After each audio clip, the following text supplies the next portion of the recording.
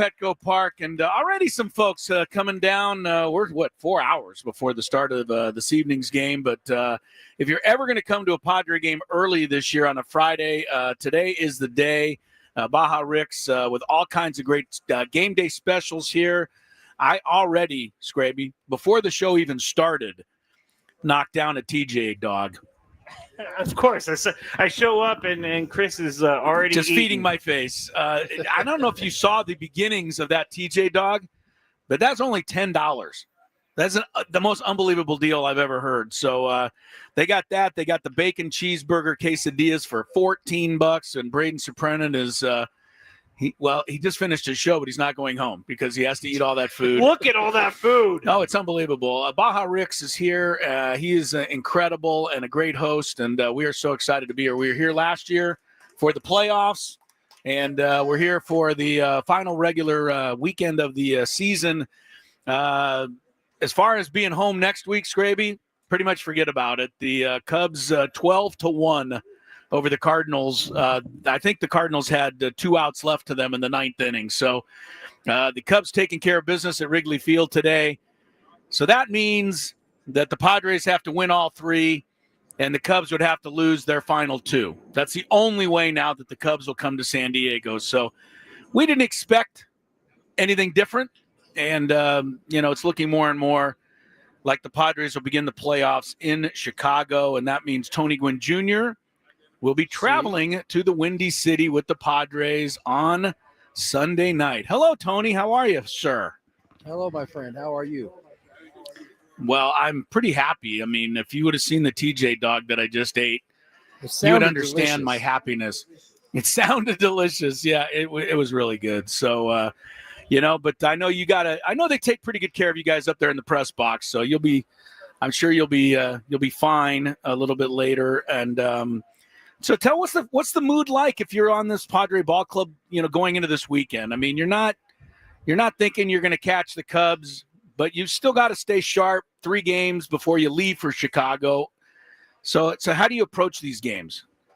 I think the Cubs situation is really out of your control, right? I mean, you need them to lose their final 2. And so I think as a team, you focus on, trying to be as sharp as you can going into the postseason, because whether you're here or you're in Chicago, you're going to need to go out and play some good baseball. And I think that's probably going to be the focus as the Padres take the field for these last 3. Now, mind you, the Diamondbacks certainly aren't coming in here to roll down. They got to pretty much win all 3 of these games as well to I believe, to get in, because the Mets own the tiebreaker, I believe, with the Diamondbacks. So with that being said, they won't be coming in here to lay down. So in some ways, I think it's good for the Padres. They got a team that's going to come in here and is going to try to push them. And it only forces the Pods to kind of make sure their focus is right, as they don't want to get embarrassed or beat up while these last 3 games happen, and go into the playoffs, with some good mojo. Some good vibes. Yu Darvish will pitch tonight. And I think that as far as whatever Yu Darvish does tonight, Tony, it'll be with an eye towards his start Wednesday in Game 2 of the playoffs, most likely, as we've been saying, at Wrigley Field. So he's going to have Saturday off. He's going to have Sunday, Monday, Tuesday. He's going to have his regular rest 4 days before he pitches that big game on Wednesday. So I think a veteran like Darvish, he's going out there to win tonight. There's no question. But he also has a bigger picture in mind, because that's the way Darvish always approaches stuff. Yeah, it's tough with Darv, right? Because I think most guys would be like locking in and trying to, get their stuff right. But Darv it's a different set of pitches every time he goes out there, and he may not want to tip his hand on in terms of what he may look to do against the Chicago Cubs. So what he does here tonight, from a type of stuff standpoint, could be completely different than what he does when he takes the mound against the Cubs on Wednesday. So I think for him, it's probably more about command and trying to make sure he's in the zone, because I have no doubt whatever he does here tonight will have no bearing on what happens when he takes the ball in the playoffs. I know one thing, Wednesday, I will really be looking forward to that start. I know that a lot of Padre fans, based on Darvish's, inconsistency this year, are holding their breath a little bit. I am not one of those people. I trust in this guy, and there is nobody I would rather have out there for game 2. Obviously, Pavetta's going to, hopefully go out and win game 1. But I just, as somebody who used to pitch or at least try to pitch, and certainly never at this level, to watch Darvish operate and to watch how he attacks hitters and sets them up and gets them off balance and hits corners and moves it around, to me, that's a beautiful thing to watch. I just enjoy that. And, hopefully he'll be on his game, Wednesday, just like he was in both playoff games against the Dodgers last year. He could not have pitched better in that Dodgers series. Remember, game 5 they lost, but he only lost it 2-0. I mean, he pitched incredible. And so I feel good. People are like, well, the question mark, the pitching, and, but I don't think so. Pivetta, Darvish, Michael King is a dog. He's going to go out there if there's a game 3. Again, I would, trust in him. My biggest concern is, can the Padres score enough runs to win? Because the Cubs, do have, some offense. And, you're not going to probably shut them out, 2 or 3 games. So can the Padres find a way to score, preferably 4 runs a game, Tony, as we've looked at? That seems to be the big number. Yeah, I think that's certainly the number come postseason, right? Is the number is 4. Yeah. And for the Padres, it's been that number all year. Yeah, I think they are in a good spot to be able to get to those numbers. Now, listen, that is the magic number, but it doesn't necessarily need to be the number to get you a win, right? I think come postseason, these runs that we covet so much become even tougher during this time of year. You're going to be seeing everybody's 1 and 2s, perhaps maybe a 3 in this first round. And don't get it twisted. You get to that second round. If they can get to their 1 or 2 a second time, they will indeed do so. And so, I just think, yes, you set your goals at 4 and more, but you got to be prepared to win games that are a lot tighter than that. And I think the Padres are pretty well equipped, considering that their offense kind of was up and down all season. They played a ton of these 1-run, 2-run games this year. Yeah, the Padres, a ton is right, Tony. In fact, I have it right here. The Padres already this season, coming into the final weekend, have played 80 games decided by 1 or 2 runs. That's 8-0. And they've won 46 and they've lost 34. So they've been, on the positive side all season long. Now, the Cubs played 44 1-run games, so they played a lot of them as well. They're 25-19. That's almost so both half teams the games the Padres played that are 1 or 2-run games. That's more than half, Tony. It's 80 to 79 games that haven't been 1 or 2 runs. Oh, that's right, because the season hasn't finished yet. You're right. We're not done yet. Yeah. So I mean, this is they're equipped for this, and the bullpen is going to be what you're going to count on. When it gets right down to it, and the one thing I also looked at today, because I'm just looking ahead, the Cubs had a losing record this year against left-handed pitching. Now that doesn't always carry over to the playoffs, but it tells me that they've had a little more trouble against lefties. So my first thought is, well, the Padres don't have any lefties unless you're going to bring Nestor Cortez in to start a game, and I doubt that's going to happen. So you're going to have right-handed starters, but the Padres do have lefties that they're going to be using in this series. And the biggest one to me is Morejon, who is a game changer in the 5th and 6th inning. And I just think that, hopefully he's going to be on his game next week, because I think Mike Schilt is going to lean on him quite a bit, as he probably should. Yeah, you said lefties. I don't know that there's going to be multiple lefties on this roster come playoff time. There's certainly Morejon is obviously a shoo-in. I'm not 1,000% sure Matsui is going to be a dude who ends up getting on the there. Roster. I think Peralta will be, don't you? And Kyle Hart. I forgot about Peralta. So yeah, there's multiple lefties you can go to. Yeah. And they certainly were going to come in handy, because I think if you're getting the 5 that you covet from your starter, right, and you need the lefties, you got 2 dudes who pitched in high leverage. Obviously, Morejon is kind of the separator of the 2 lefties.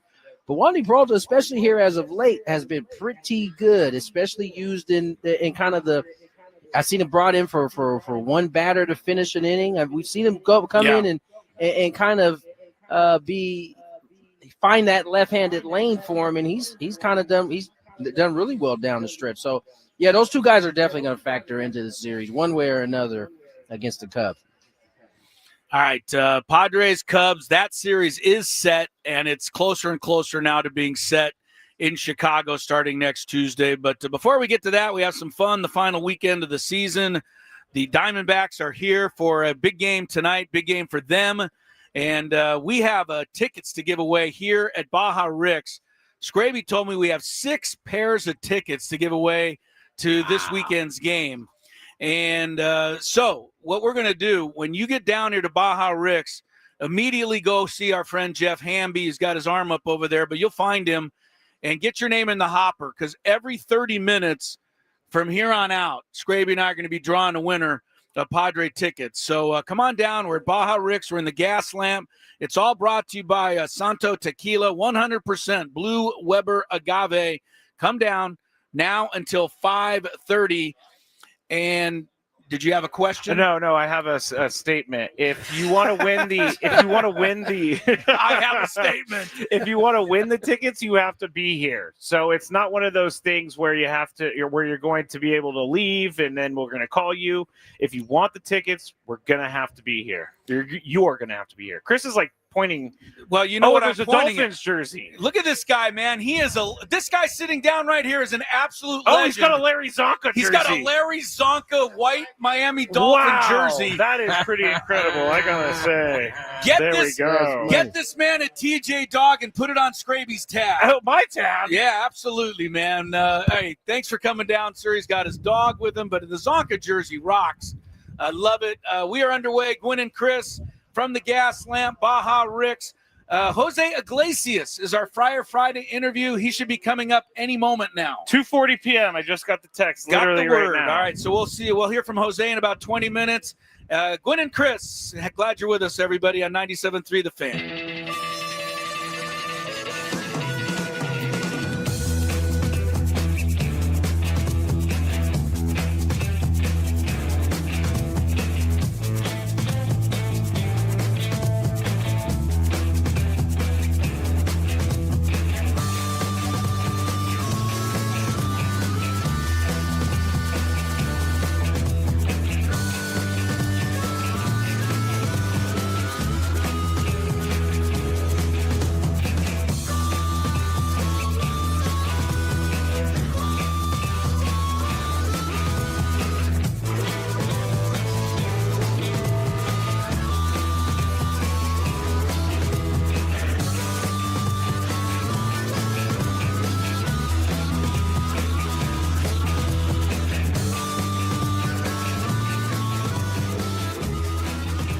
Chris, hello. Yeah, we're here in Cooperstown for 97.3 The Fan. So excited, the induction weekend for the great Trevor Hoffman. What a class he's going in with, too. Let's take a look. Of course, Alan Trammell from Kearney High School in San Diego. And then, of course, the Detroit Tigers' great shortstop, Jack Morris, in a Tiger uniform there, but I always remember him pitching that 1-0 shutout in Game 7 of the 1991 World Series for the Minnesota Twins. Maybe the greatest postseason pitching performance of all time. Chipper Jones, Padre fans remember him. Every fan of a National League team remembers him because he would come in and do damage to that team. Only the second #1 overall pick in the Major League Draft, Chipper Jones, to be inducted into the Hall of Fame. The other is Ken Griffey Jr. Vladimir Guerrero, never met a pitch he couldn't swing at, and powerhouse hitter for the Expos, and then, of course, the Angels at the end of his career.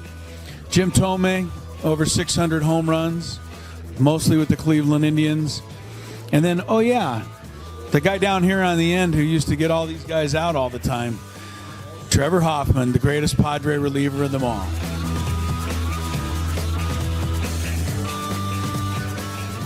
Two of the greatest outfielders in the history of baseball. Of course, you've got Babe Ruth right here.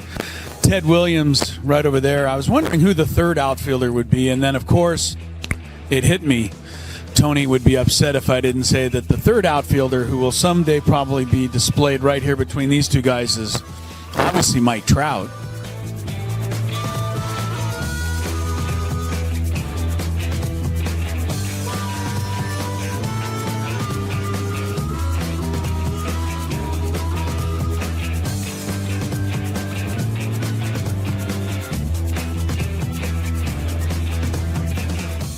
And this is the San Diego Padres locker room here in Cooperstown. Obviously, a couple of jerseys there and hats, gloves, all-star stuff. I think the most interesting thing in this entire display, though, especially this weekend, is a picture in the top corner of Angus Young. He's the guitarist for AC/DC, wearing a Trevor Hoffman uniform, obviously playing Hell's Bells. I know that Trevor went to many AC/DC concerts and was honored by sitting in the front row to watch AC/DC play Hell's Bells in his honor. But there's a picture of Angus Young playing Hell's Bells for Trevor Hoffman, wearing the 51 jersey right there.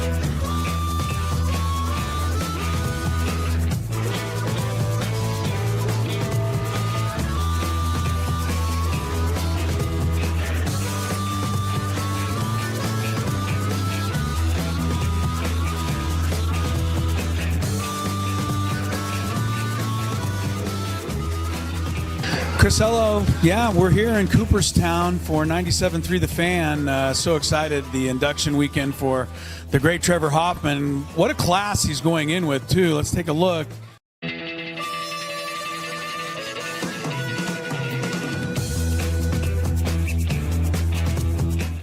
A little bit closer today. They won their ball game, and their magic number is now 1. The next win that they have, or the next loss that we have, it will be sealed, and the Padres will be headed to Chi-Town.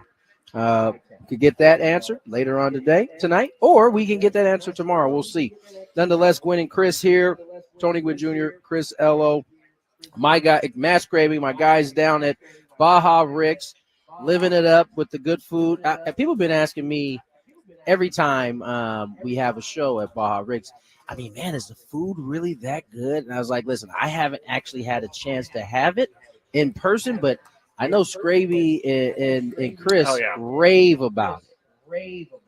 Shoot a shot of the Let's do this. bacon cheeseburger quesadillas, right? Look at this. If you're on the YouTube chat, you can Bacon see what we're talking Oh my about. goodness, that looks quesadilla. amazing. Oh, That looks amazing. I mean, come on, Tony. You don't even Good need stuff. to see that to know it's good. A bacon cheeseburger quesadilla. Come on. I mean, it That's sounded solid good, math, and in so. the picture it looked good. So Yeah. I mean, it kind of matched what it Yeah. sounded like. And of course, it is Baja Rick, so he's got all of the the street tacos and the Cali burritos. Yes. And, everything you'd ever want here. I've known Rick. I told Skraby this yesterday. A long, long time. He had a restaurant down in Bonita.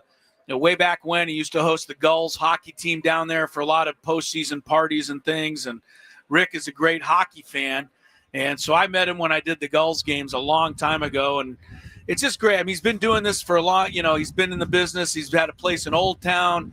He's got another place here in the Gaslamp, and now he has Baja Rick's. And he's just a terrific guy, just the most genuine guy you'd ever want to know. And, it's just great to see him here and all these people here. and just having fun at his place, because that's what Rick's all about. So, we're excited to be here. And I noticed some people coming in. If you do come in, make sure you head on over and get your name in the hopper, because you want to have a chance to win some tickets. He's waving his hand a over little there. bit later. We're giving away Padre tickets every half hour. And you have to be here. You got to be here to win. So, get your name in there if you do come in, and grab yourself. They got all the drink specials thanks to Santo Tequila and everything. So it's a big party. 100% Blue Weber Agave. I like saying that. Blue Weber Agave. I like saying that. Tony, do you know anything about Blue Weber Agave? No, I don't. You're asking Tony Gwynn Jr. Not exactly. He's the only one who drinks. drinkaholic. He's the only one who drinks on the show. So I figured that at some that's point true. he That's may true. have sipped it. You got to come to the only person who actually drinks alcohol on the show. Yes, but at the risk I don't know anything about that agave. No, at the risk of calling Tony a teetotaler. A what? That's somebody that doesn't really drink a lot. A teetotaler? Yeah, I don't think Tony's exactly a fish. What is that? Wait, did he just say you're a fish? I know what he's saying. I know what he's saying. I know what the T is for. I did that. Kind of put it together a little late there. If you come on down, you'll get to hear some teetotalers and whatever else Chris just said. Nonetheless, there's conversation about the Padres. It's a stupid conversation, I must say, but the Padres punting to somehow get the Mets in. It's just stupid. I don't know that it should even be something we bring up, but I have heard it. No, they should not punt the season, punt the last 3 games so the Mets can get in and maybe make it a little bit more difficult for the Doyers. There's a lot of things wrong with that. First of all, Frank here's the first thing. Frank Marchese's not going to like that. But secondly, the Reds are still in the running. Right. So if the Padres could punt all these games and the Reds could get in. So it doesn't even make any sense to do it. No, not at all. And then you don't mess with you don't try to the mojo, the system. Yeah, play the games, play it like you're supposed to, because it just seems far too often when that is brought up and it seems like it's going that way, that it never works out the way you want it to anyway. So just play the games. Padres got some things they got to shore up anyway. They can't afford to be just kicking back the last 3 games. We got a lineup, everybody, for the final City Connect game of all time. Our countdown is going to be it's not the final City Connect game of all time. Yes, it is. They said they're not going to wear these anymore. It's the City Connects, not of all time. The next year's City or whatever the new City Connects. Let me clarify. Tony, the mint and pink City Connect. Tony, I spend my life correcting this guy. It is so nice to have somebody else jump in. Chris went and with give me me a on little this help. whole thing. By the way, he was like, "It's all time," and then he's like, "Oh yeah, Skraby's an idiot." Oh, goodness. All right, line up. Batting first, playing right field, Fernando Tatis Jr. He's back in the lineup. He's back in the lineup. Playing first base, batting second, Luis Arias. Playing third, batting third, Manny Machado. Cleaning up, Jackson Merrill in center field. Batting fifth, Xander Bogaerts in the shortstop position. Left field, Gavin Sheets batting seventh. O'Hearn DHing. Sheets is sixth. O'Hearn DHing is seventh. Cronenworth second base eighth. Catching is Fermin. Every time Tony does the starting lineups on the broadcast, I always sweat because it's not as easy as it seems. Why do you sweat for him? Are you sweating for me? Yeah, I'm sweating for you because it's just it's just not as easy as you think it is to announce the lineup. Yeah, no, I think Tony has it down pat. I think you're still working on it. Now listen, sometimes is this the Skraby roast today or something like that? What is happening? You keep serving up fat ones. I can't help but hit them out of the ballpark. You're throwing alley-oops right near the rim, and Chris is just tipping them over. Yeah. You're turning yourself off. He's turning himself off. He's over in the. I don't know if you can see on the YouTube. Sorry, man. He's over in the corner pouting right now. There he is. He's Mr. Pouting. Fine. I can't handle not talking. So. By the way, I think the lineup tonight is the same lineup you're going to see in Game 1 on Tuesday. For sure. Even with a lefty on the mound. Yeah, and I don't know that the Cubs have announced yet who they're going with, right? But I'm assuming Imanaga. And the reason I'm assuming that is because I have heard that Cade Horton, the rookie right-hander, who's been incredible for the Cubs, is not right yet. And they're still doing some tests and checking him out. He left his last start after 3 innings. And they're not saying – they don't want to give too much information, but, you're getting one of those sense that maybe he's not even going to be ready next week. And if that's the case, I will, be okay with that because he's been really good. Yeah, no one will be upset about that at all. Yeah. So, this is kind of how it goes in your season. I don't know if you remember last year when Chris Sale wasn't able to go that Padres series, right? I mean, and not that I necessarily think it would have changed things, but certainly it gives them a better chance having him go game 1. Instead, they got drubbed, and it just kind of rolled downhill from there. Yeah, A.J. Smith's shover was not the same as Chris Sale in game 1. And I'm glad you brought that up, Tony, because nobody remembered that. You know what I mean? It's like, what happened last year in the playoffs? Oh, we swept through the Braves. And nobody said, well, yeah, but they didn't have Chris Sale. Nobody cares. We swept through the Braves. That's all that matters. Didn't they have to get through Max Fried, too, at a certain point? I think he pitched the second game, and they hammered him pretty well in the early – I think Padres got 6 runs in the second inning off him and then didn't score again. But they won game playoffs? 2. Now, Skraby, don't be going there. Just being messed up. What was I going to say? Imanaga last night gave up 8 earned runs, so that's a good thing too. Yeah, he did not pitch well last night against the Mets, so hopefully that's his last start. I know Boyd pitched the night before, so maybe it'll set up for the Cubs. They'd rather have Boyd start game 1, but I'm assuming we're going to see the 2 lefties to start on Tuesday and Wednesday. But maybe Craig Counsell will throw us a curveball there, so we'll have to wait and see. I think the more intriguing story is what happens in the American League East and how it affects the National League West, or how it affects the Cubs-Padre matchup, right? I mean, we talked a little bit about it yesterday, but our guess is that if the Yankees win the division, they will no longer be a wild card team, and therefore the TV execs don't have to worry about getting them in the prime time, which would then slide the Padres probably a little bit later in the day than it would had the Yankees become the wild card. You got Dodgers, Yankees probably filling up the prime time spots, and then we'll be in an earlier afternoon game. I agree 100%, Tony. So, for you, the Padre fans ought to be keeping an eye on that Yankee-Toronto race because you're right. If the Yankees are a wild card, they're going to be in prime time. Despite what Skraby thinks, a Red Sox-Yankees wild card series would be the prime time wild card series, followed by the Dodgers series. I got some support on that last night. From who? From people. From people. They were like, you're so right, Skraby. I could care less about Red Sox Yankees. Care less. I could care less about it, but that doesn't change the fact that they're going to put them in prime time. Right. So the Padres will. Your feelings don't matter in this particular setting. Yes, they're not going to ask. Can't wait for Bob Costas to bore me to death. No, that was cold, man. Bob Costas has done a lot for you. He hasn't. He turned us down for an interview at Cooperstown, which is not his fault. He was busy. But I think you're right, Tony. The Padres will be playing during the day next week if the Yankees get in the wild card. But if the Yankees win the division, I think it'll slide the Padres to that 4 or 5 o'clock slot in the afternoon, late afternoon. So yeah, for sure. We'll have to keep an eye on that. All right, let's step away, get to break. Jose Iglesias is our Friar Friday guest. You'll get to hear from him next here on Gwynn and Chris.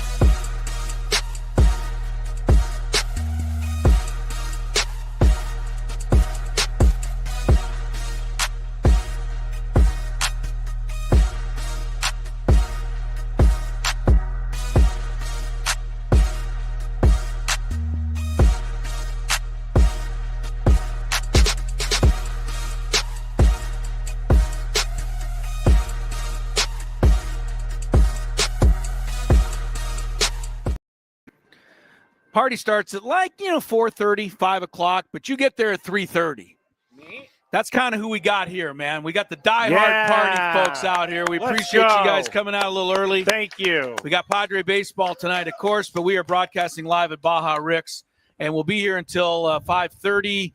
We had Jason already win a pair of tickets to the Padre game this weekend, and we're going to be giving away tickets every half hour. So come on down, get your name in the hopper, and you got a shot to win some tickets. We have Jose Iglesias coming up on our Friar Friday interview in just a couple of minutes, but something really important, Skrabe. What?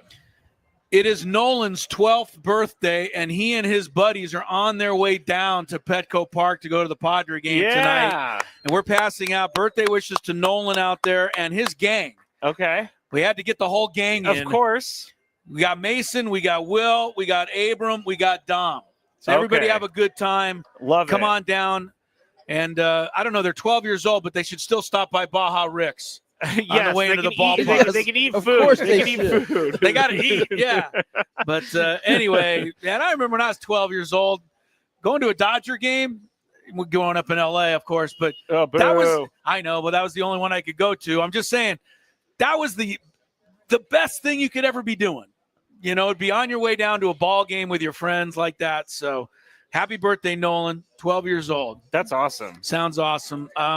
Tony Gwynn Jr., of course, is up there in the booth, and the Padres are getting set for the Diamondbacks. The Cubs did win 12-1 today. Kyle Tucker was back in the Cubs lineup. That is certainly noteworthy. Also noteworthy, Tony, Seiya Suzuki had a grand slam today. He had 2 homers last night. I hope that he is not getting hot again, because he had a really long cold spell the second half of the season.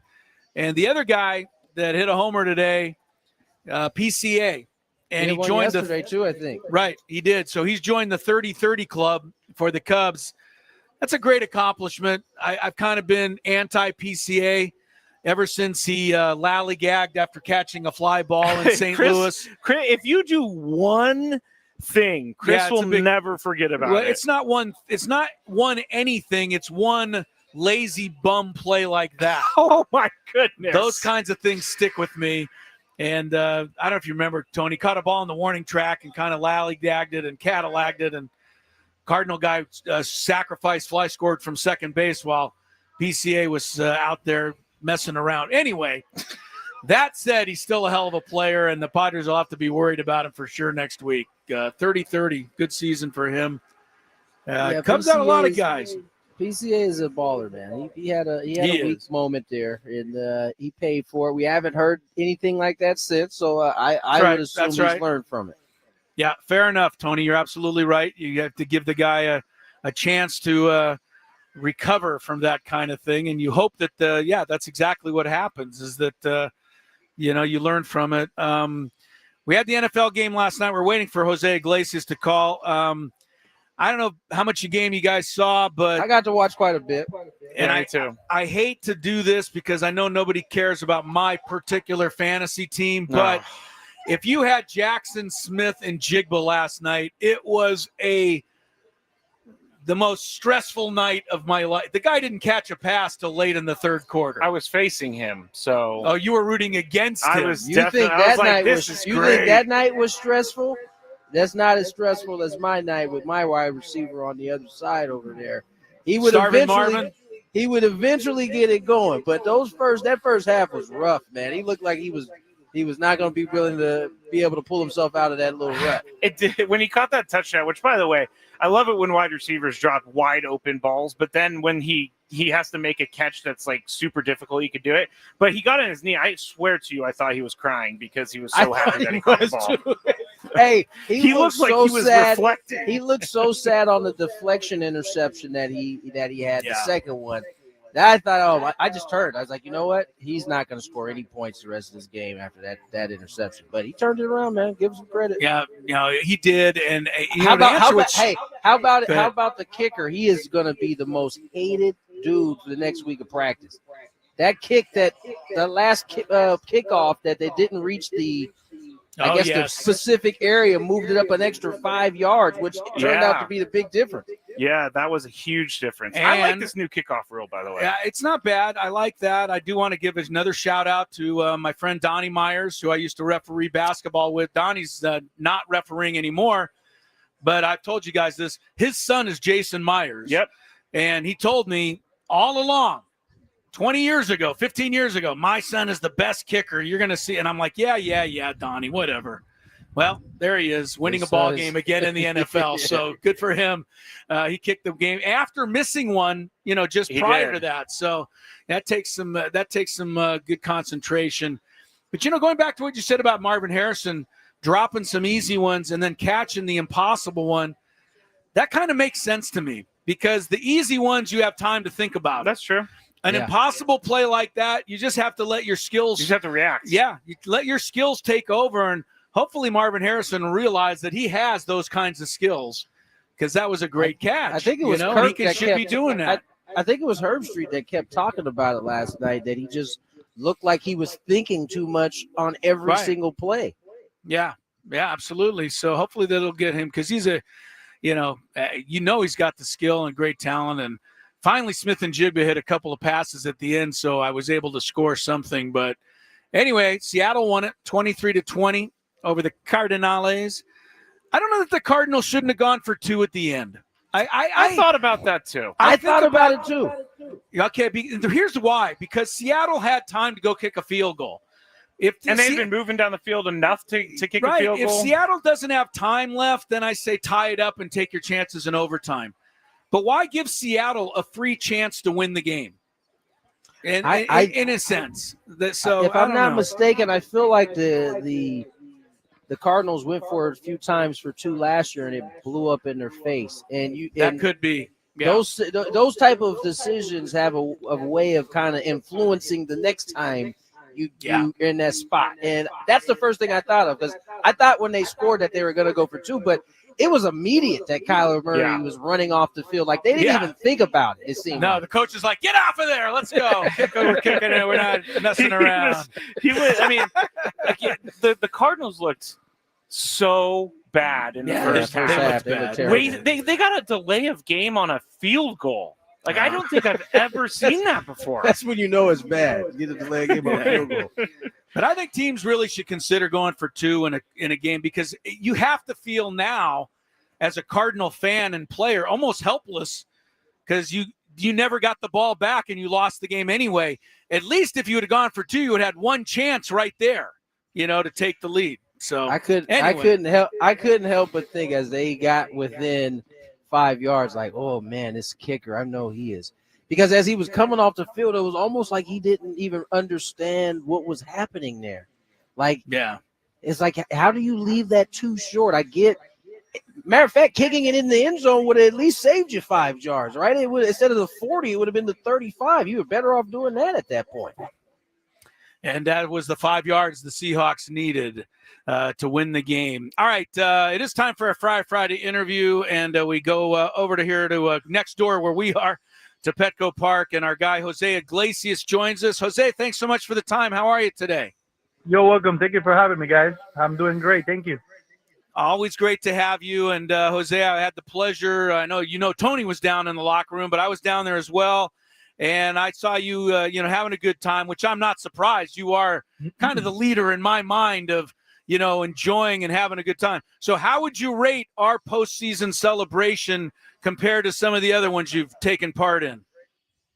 You know what? It's hard. It's hard to compare. Every time you get the opportunity to be in the playoff, it's a privilege, regardless of what team are you in.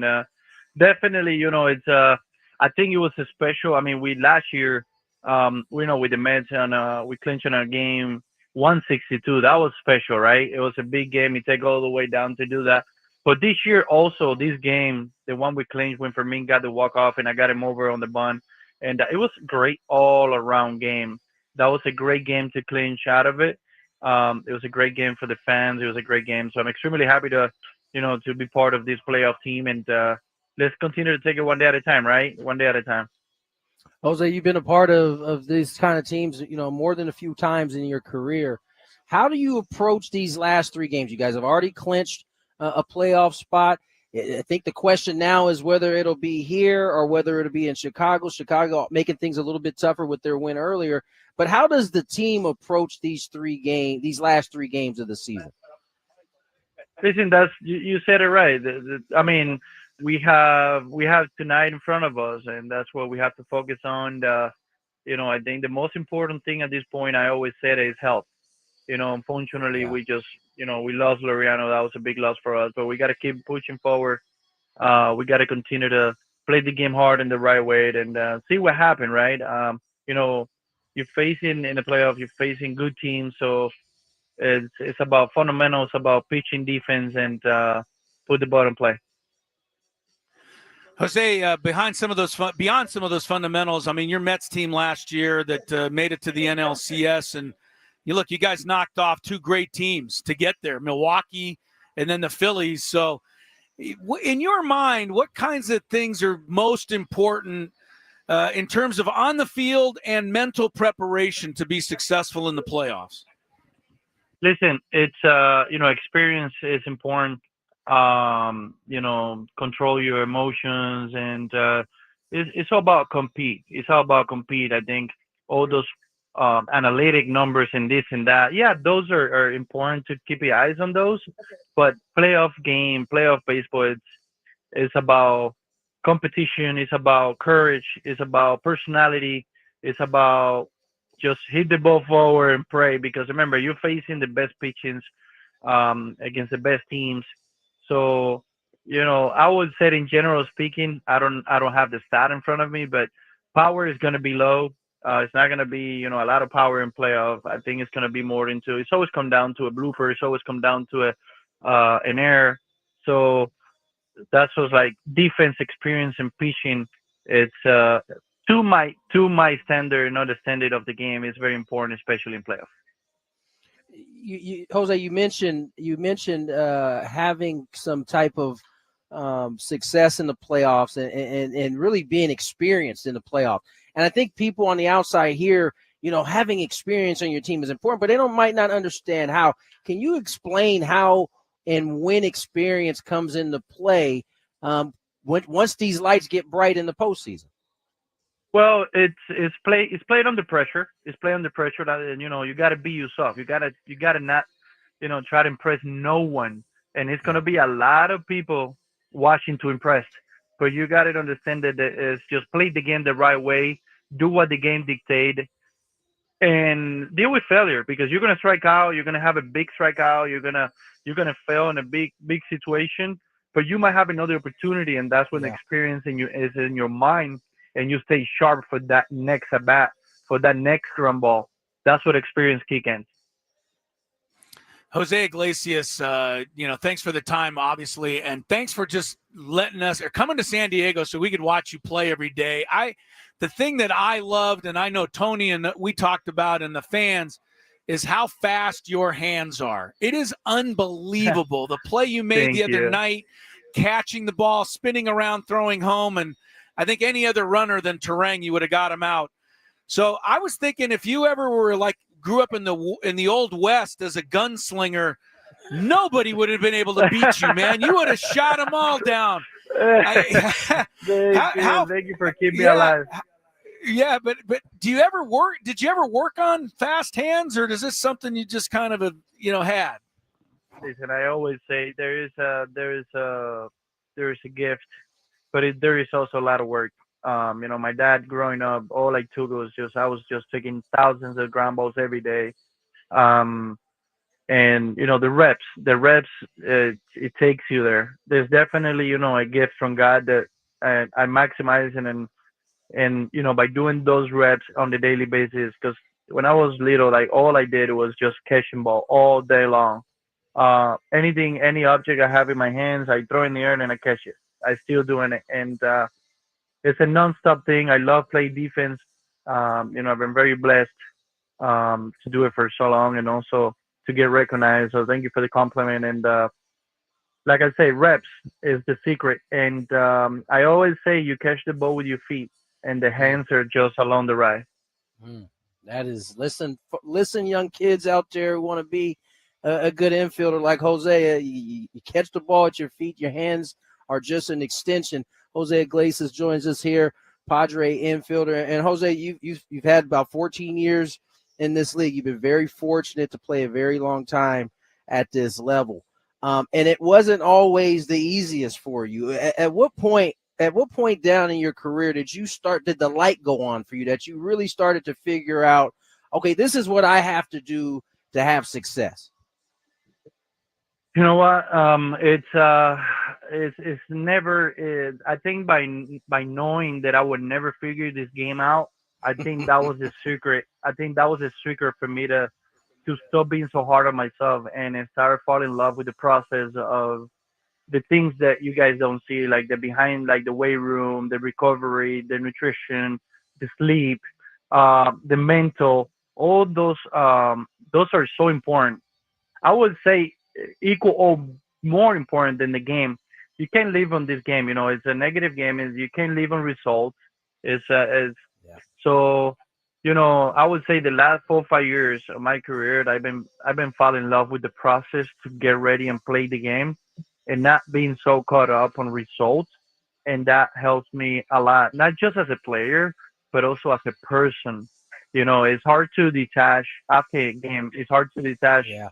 It's hard to detach your body. You know what I'm saying? Your person with the player. It's sure. two people, so it's hard to kind of separate it. But I think with time and experience, I was able to do that.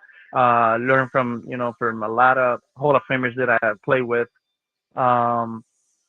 And it's you gotta enjoy life. You gotta enjoy life. At the end of the day, the same guy that wake up at home and have breakfast with his kids and his family is the same guy that put this uniform at night.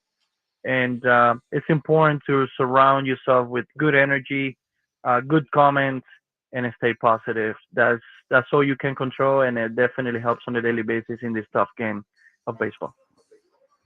Jose Iglesias, not only a really great ball player, but really a smart guy. Those are great words we can all live by. Jose, thanks so much for the time. Here's to another great playoff run. And as I like to remind everybody when I talk about Jose Iglesias, this man has more Billboard #1 hit songs than Bruce Springsteen does. Don't you forget it out there. Thanks, Jose. Nobody knows. Yeah. Thank you, guys. Thank you for having me. Thank you, Jose. All right, God bless you guys. No, that was awesome. I was on the edge of my seat taking in some of that knowledge, Tony. That's good stuff from Jose there. He's got he's got good perspective. He's seen a lot in this game, and it hasn't always gone well for him. And so a lot of guys, when you've reached the bottom, what we consider the bottom in terms of failure, it opens you up, man. It'll humble you real quick. Well, he was in the middle of that Mets run last year, and I hope some of that fun carries over to his Padre ball club this year. And we'll all start finding out. Jose's going to get. He may get a start in the Cubs series. I'm not sure yet. If they want to get an extra right-handed bat, they can use him. And again, defensively, the balls he's hit recently would justify it for sure. Right, wouldn't be a bad idea. We never even talked about that home run on Monday. That thing was second deck. Where did that come from? It sounded like it got shot out of a cannon too. It did. It was incredible. I'll tell you, he's the only guy that I mean, how many ground balls that were hit to third base this year? And I thought to myself, wow, what a play, Manny again. It's always Manny. And then I went, oh, no, that's Iglesias. That's not Manny. No kidding. Yeah, it's not Manny. Iglesias is just as good as Manny. How many people can you say that about? Yeah, not too many. No, none. Not very many at all. None. Right.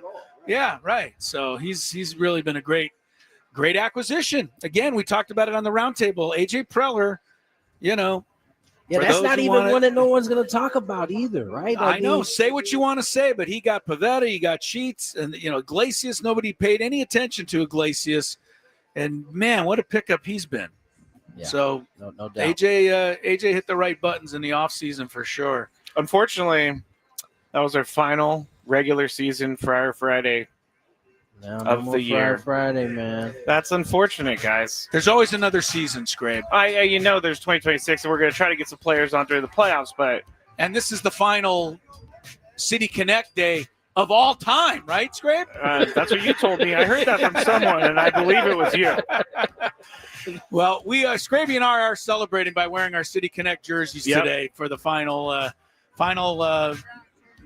whatever mint and pink jersey. But they're going to have new City Connects next year. We have more show to come from Baja Rick's, broadcasting live. Gwynn and Chris on 97.3 The Fan.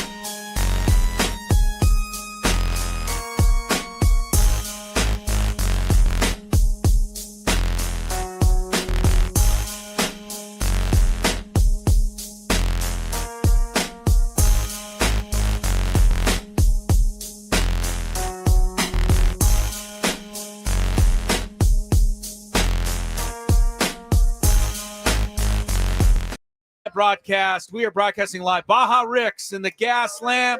We got some early folks out here, and we appreciate y'all coming out. Lisi won some tickets. Let's hear it for her. And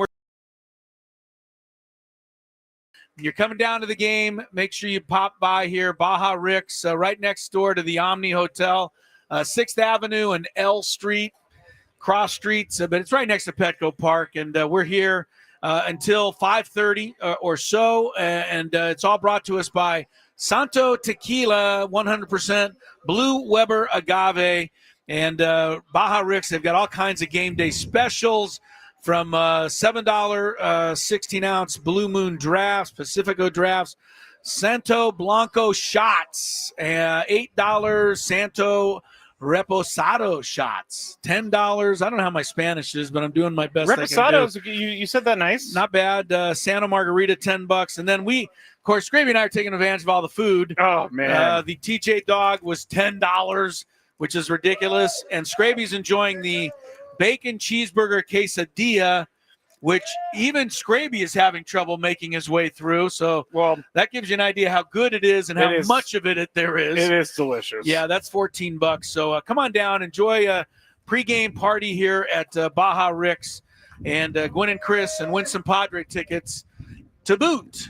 So to boot, you say? I really enjoy talking to Jose Iglesias. I mean, so many guys give you a stock answer. And that's not to say that, they shouldn't, right? I mean, they get interviewed a lot, so I understand it. But Jose Iglesias giving you really well thought out answers. And if you listened, like really listened, which is, by the way, an underdeveloped skill in most of us, just listening. I'm really good at it, actually. You think you're good at it? I am, yeah. Okay. I notice things. You go ahead and think that. But, I see. But Jose Iglesias has some really good, knowledgeable, things that he was talking about there, and made me feel like, when Mike Schilt is done with the pregame talk next week in Chicago, that maybe Jose Iglesias ought to get up and speak to the team too, just to make sure everyone's in the proper frame of mind heading into the Cubs series. The Cubs did win today, 12-1 over the Cardinals. If you're just tuned in, Suzuki hit a grand slam in that game. PCA hit his 30th. And the Cubs now are either one win or one Padre loss away from clinching the 4 seed, which means that mathematically the Padres would be going to Chicago for the wild card series next week. So we got that. We talked about the Thursday night game. We got a pretty good college football weekend also coming up, Scrape. San Diego State will look to, build on what they did last week. I think, Sean Lewis and those kids, they caught a lot of people's attention with that 34-0 score over Cal. Yeah, caught my attention. Yeah, right. And I think a lot of people are going to be saying, okay, now what are they going to do? Now they're going on the road. They're playing Northern Illinois, but a team they can probably beat, but you always have to play well on the road. Mm-hmm. And when you're traveling, and Northern Illinois is, I think you fly into Chicago and then you bus like 3 hours. Or something. It's not really near stuff. Do you know what town it's in? Yeah, DeKalb, Illinois. And I remember driving on the bus there a few years ago, and all I saw was a bunch of corn husks and stuff. Like, for as far as the eye can see. So that university's in the middle of nowhere. And, let's hope the Aztecs can build on that. Because I don't want everybody saying next week, oh, the Cal game, they just got lucky. Right? I don't want to hear that. Because I know people are waiting to say that. Yeah. If they stub their toe. Yeah, I agree. I want people to say what they should be saying, which is, maybe Sean Lewis is the right guy. And this thing is, now heading in the right direction. Yes. So that's what I want, coming out of this Northern Illinois game on Saturday. We'll see. There's some other good games, though. Oregon, Penn State. Here's what I like about Oregon, Penn State. Either James Franklin, the Penn State coach who I can't stand. Yes. Or Dan Lanning, the Oregon coach, who I also can't stand.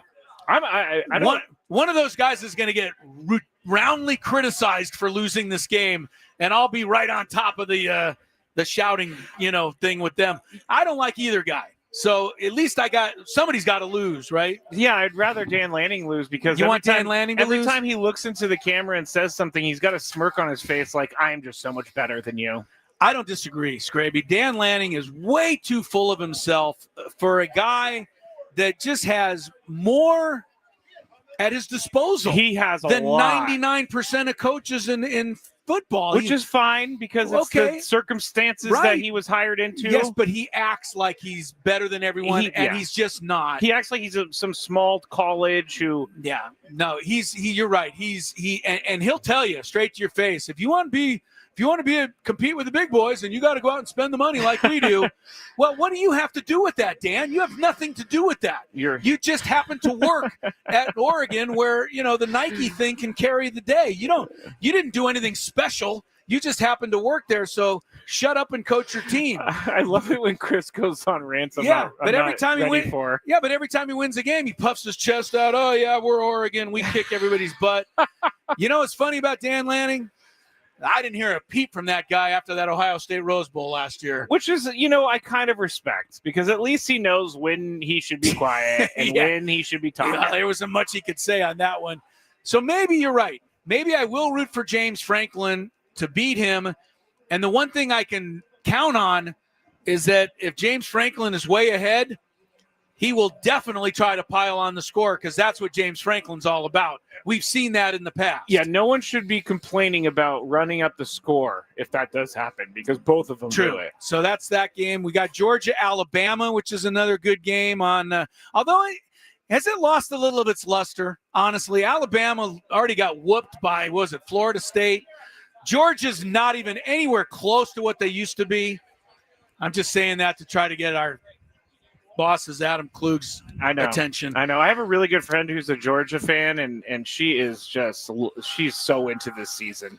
Adam can correct us on this, but Alabama is playing at Georgia, and that hasn't happened since the Eisenhower administration or something. It's been a while. Wow. Yeah, Alabama. I didn't realize this. Well, because Alabama's so arrogant, they just told Georgia 20 years ago, we're not going to ever go play you there. How do we get into the anger channel? All of a sudden, you're just complaining about all these college football things. Well, I don't like, arrogant, big-name college football programs, and we just talked about 4 of them. So, I think I'm more of a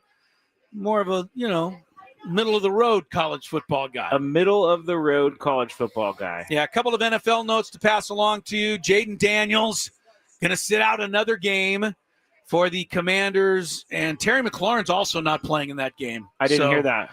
That's you know who is playing? For who? Washington? No, for 49ers. No, I didn't ask you about the 49ers. We're talking about Washington. But all right, who's playing for the 49ers, Skraby? Brock Purdy. He's back. Brock Purdy's back. They're going to bench Mac Jones after 2 big wins? Yeah, I mean, Mac Jones, he also hurt himself in the last game. You got to put your starting quarterback in there.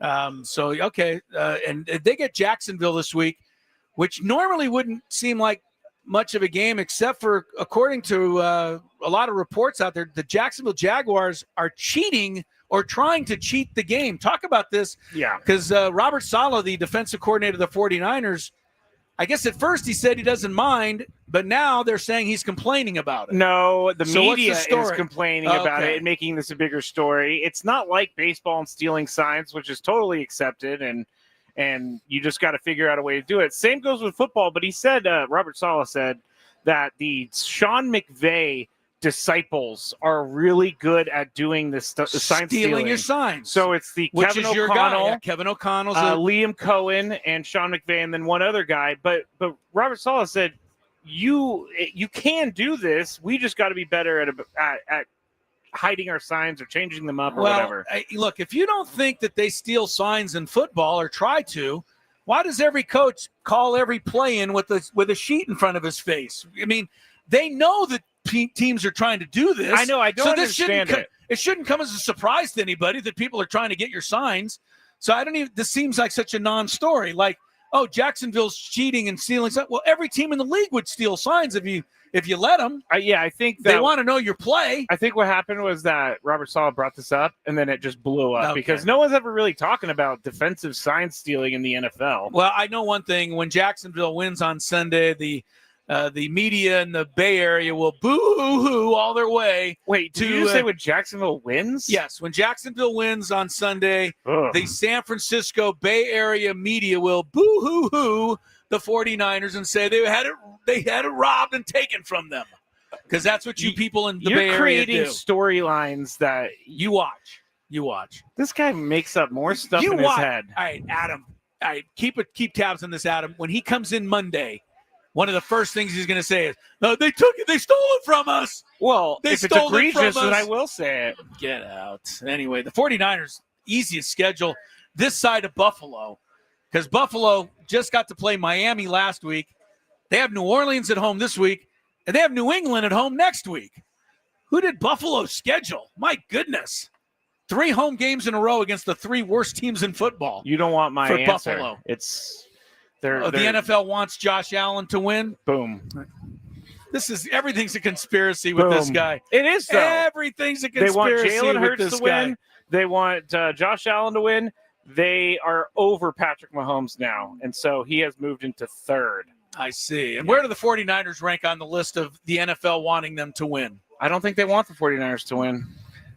Well, then God bless them. This guy's hard to deal with today, everybody. And by the way, if the NFL is controlling all of these games, what did the Dolphins do so wrong that they're like the worst team in history? Well, their all of a owner sudden? is always in trouble. So, I see. Okay. Yes, their owner is always in some sort of trouble. But at least according to you, I don't have to worry about the Dolphins being bad because there's nothing they can do about it. It's all being controlled by the NFL. You're right. The script. All right. Very good. Thank you, Skraby. You're welcome. We will. So no need to preview the NFL games this weekend. They have all already been determined. We'll take a break. We will do some daily gambit. We have our Big Five. We have a countdown today. A special countdown. Special countdown to celebrate the final day of the City Connects. I never know how to describe the mint these. and teal, the mint and pink. Mint and pink, because City Connects. Mint and teal are pretty similar colors. They are. Yeah, the mint and pink City Connects are saying goodbye tonight. So we'll have a special countdown on that. More Gwynn and Chris ahead.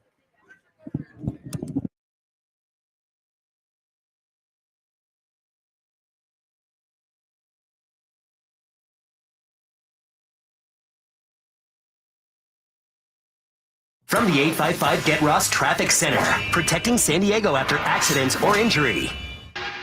We've got some slowdowns on the 163 both ways with police activity right by Balboa Avenue, and then a crash on the 94 eastbound. That's going to slow you down just before the 15.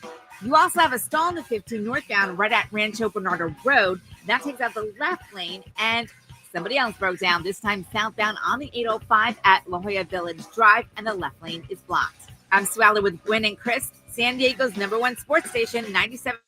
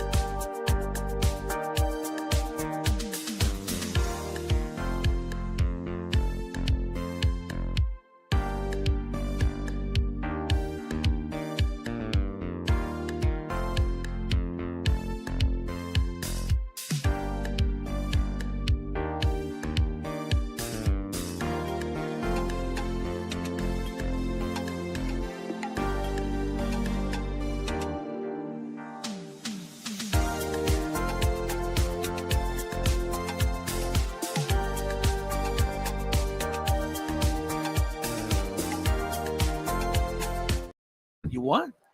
It was supposed. Never mind. All right, don't explain Board it talk. to me. Board talk. Don't Kyle's all explain good it back to me. there. All Our right. guy Kyle Ovenshire. Don't call him Ovenshire. Is back in studio helping us. I just call him Kyle O. Kyle O. Okay, I guess that works too. Yeah. We're going to start with the bets that we did yesterday. Mets -1.5 on the run line at the Cubs last night. You guys chose the Mets. I chose the Cubs, and the Mets started out really well, but they ended up almost losing this game. They pulled it out, though, 8-5. So you guys are right on that one. Who had more strikeouts, McLean for the Mets or Imanaga for the Cubs? And you and I, Chris, chose Imanaga. Tony chose McLean. McLean had 11 Ks. And Imanaga only had 3. He also gave up 8 earned runs. I really like seeing him struggle before the Padres go in there and play them for the wild card. McLean, if the Mets make the playoffs, will pitch game 1 against the Dodgers. He's been that good. He is good. Been really, really good since coming up. Detroit at Cleveland. The Guardians were -1.5 on the run line. We all 3 went with Tigers, and the Tigers did actually end their 8 or 9 game losing skid 4-2. So they are now tied again at the top of the AL Central. 3 final games for those teams to determine the AL Central winner. They're not playing each other, but it's still up for grabs. White Sox, which game combined for more runs? White Sox, Yankees, or Red Sox and Blue Jays? You guys went Yankees and White Sox. I went Red Sox and Toronto. The Yankees won this game 5-3, so that's 8 runs. The Blue Jays won this game 6-1, so that's 7 runs. You guys win that one. Seahawks -1.5 at the Cardinals. Chris and I went Seahawks. I was like, why did I put Seagulls? And I remembered I was on that kick yesterday. Seahawks 23-20. So we win that one because they were able to pull out that field goal at the end. Who had more receiving yards? Jackson Smith and Jigba -20 or Trey McBride. Tony and Chris said JSN. I said McBride. JSN had 79 yards minus those 20 is 59, and Trey McBride only had 52. The passing offense for the Cardinals last night was interesting at best. Well, Jackson Smith and Jigba drove me nuts, though. I mean, he had 2 catches for like 3 yards until the final 4 minutes of the game. And then thankfully for us fantasy owners, he came alive. Yeah, and he actually caught the pass that set up the winning field goal. He did. Did you see the part where he walked past the referee and he said a swear word and the referee gave him the death stare? No. What was the swear word for? It was because he was called for holding. Oh, that's right. Yeah. And then he walked through the guy right before he announced the holding, and he goes, "That's BS." Oh, okay. And the guy turns off his mic and just stares at him. I thought he was going to throw a flag. But final bet, Kyler Murray over under 30.5 rushing yards. Tony and Chris said over. I said under. He had like 41, I believe. I didn't put it on the list. He just made it over. Yeah, he did. All right, I'm 13-9. You're 12-10. So you got to pick up a game here as we head into the weekend. Tonight, Padres D-backs 7.5 runs. Tough one because Darvish is starting. Milkman going for the D-backs. By the way, it took me like 5 years to figure out why they called Zach Gallen the Milkman. Really? Yeah, 5 years? Never understood that until I was like, oh, Gallon milk. Yeah. Oh, we put it together finally. Right. It never worked at the beginning. Over under, I'll say, it's a tough. I don't think anybody's going to bring it tonight. I'll say under. You don't think anyone's going to bring it tonight? No, I don't. Nobody brings it tonight. I'm going to say over. Okay. Boston, Detroit. This is a big one in the American League. Red Sox favored by 1.5. Red Sox are trying to hang on to the wild card. Detroit's trying to hang on to the division, the wild card, and everything. So there's a lot at stake here. Boston at home, 1.5 over the skidding Tigers. You got Bo Sox. I got to take the Red Sox at home. Going to take the Bo Sox. I mean, Tigers aren't playing well at all. They're not, but they keep it within a run tonight. I'll take Detroit. On we go to tomorrow in the college football ranks, and we got San Diego State -1.5 at Northern Illinois. You did pick Cal last week. I may make you pick Northern Illinois this week just to keep it going. I'm going to because they need to prove it to me on the road now. Oh, man. They need to prove it to me in back-to-back weeks. All right. Well, the Aztecs are going to prove it to you. I'll take them. Penn State -3.5 against Oregon at Happy Valley. I can't believe Oregon is getting points, honestly. But I can't either. But, it's a rematch of the championship last year in the Big Ten. I think Oregon won that one. I think It's I'm a going to have to wild go game. with Oregon getting points. All right. I'm going to go with what I said earlier. Penn State wins by 40. 40 is a lot. And then James Franklin calls timeout so that he can win by 43. Oh, look at this. We got Scrabinator showing up with Dolphins colors. Come on. Let's hear it for these Dolphins fans. Where did all coming these in here. Dolphins fans come from? Yeah, we need a little love right now, Skraby. It's been a tough season, you know. Georgia minus 2.5 over Alabama at Georgia. I did look it up. Alabama's only come to Athens like 5 times in the last 50 years. That's I don't know interesting. why that is, but they are there this week. I'm going to take Georgia. I don't think Alabama's any good this year. I mean, I'm going to take Georgia at home, too. Take I wonder if Georgia. it was because they had 2 SEC conferences and they just weren't in the same one, and so they never had to No, play they've each been other. in the same conference the entire time. And Oh, there's just- a Bama fan back there. Oh. Oh, no. Oh, man. Different divisions. That's what it was. Between you and I'll take Bama.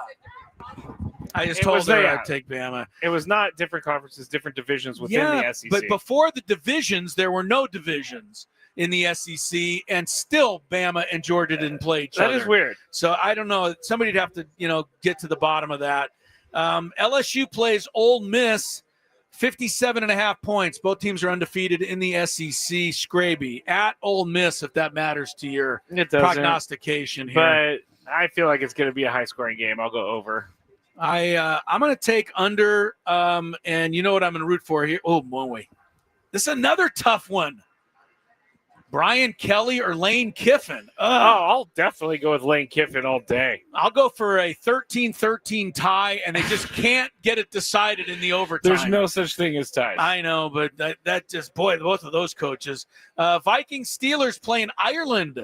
top of the Jolly old morning. Ireland. Top of the morning. Quick story, Aaron Rodgers upset at the Steelers. They didn't go to Ireland early enough in the week for his liking Well, he's probably right here, and I'll tell you why. because he wanted to tour the city. He's upset Oh, that he is didn't. that why? Yes, he's upset he didn't have enough time to look around Ireland.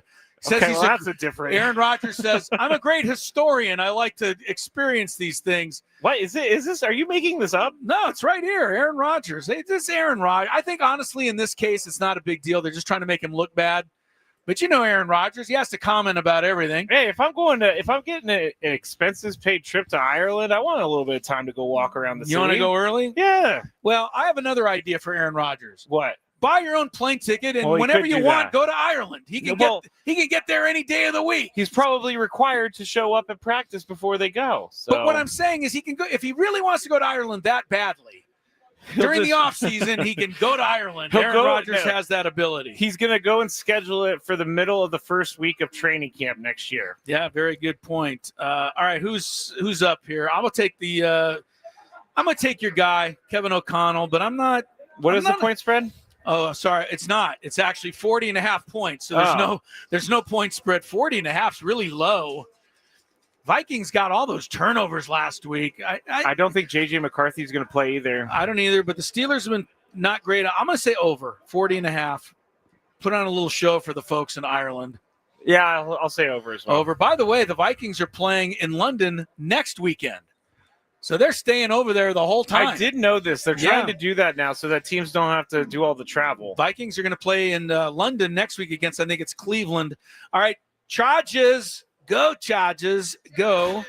At New York, Gigantes, 6.5 points. Chargers favored in Jackson Dart's debut.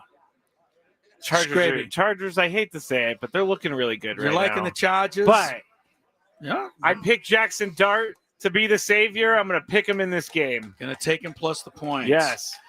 Some claps here. Yeah, a little love for Jackson Dart in the crowd. Anti-Chargers is what You know, it is. Jackson Dart learned from only the best, Lane Kiffin. I know he did. Your favorite guy. So I'll take the Chargers in those circumstances.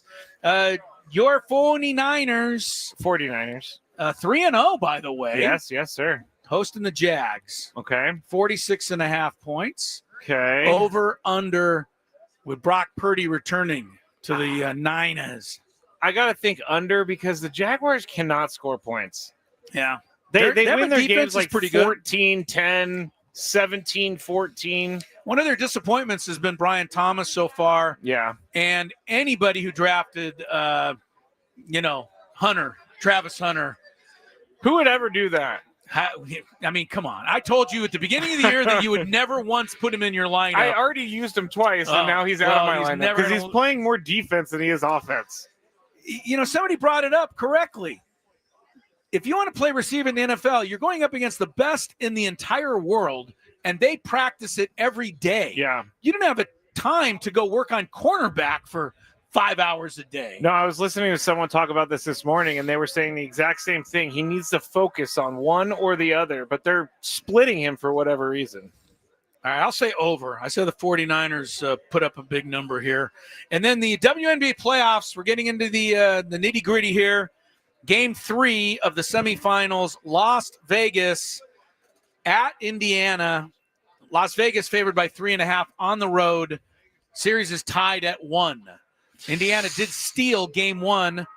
Las Vegas came back in a rout in game 2. I don't know that the Fever have enough, so I'm going to go with Vegas. Well, you know what I'm doing. You're going to go with the Fever. No. Oh, yes, I am. Okay. Yeah, the Fever. I want Indiana to win the championship with Caitlin Clark not on the team.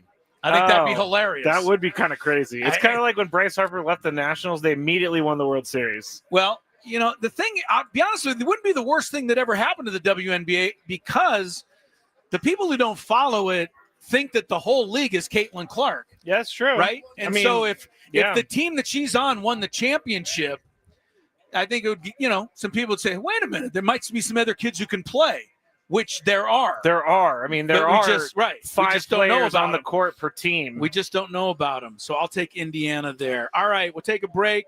There's our Gambit coming up next, a special countdown, which has been put together by Mr. Skraby. So I'm kind of excited about seeing what that's all about. We'll give away some more Padre tickets. Come on down to Baja Rick's as we continue rolling ahead of Padre baseball on 97.3 The Fan.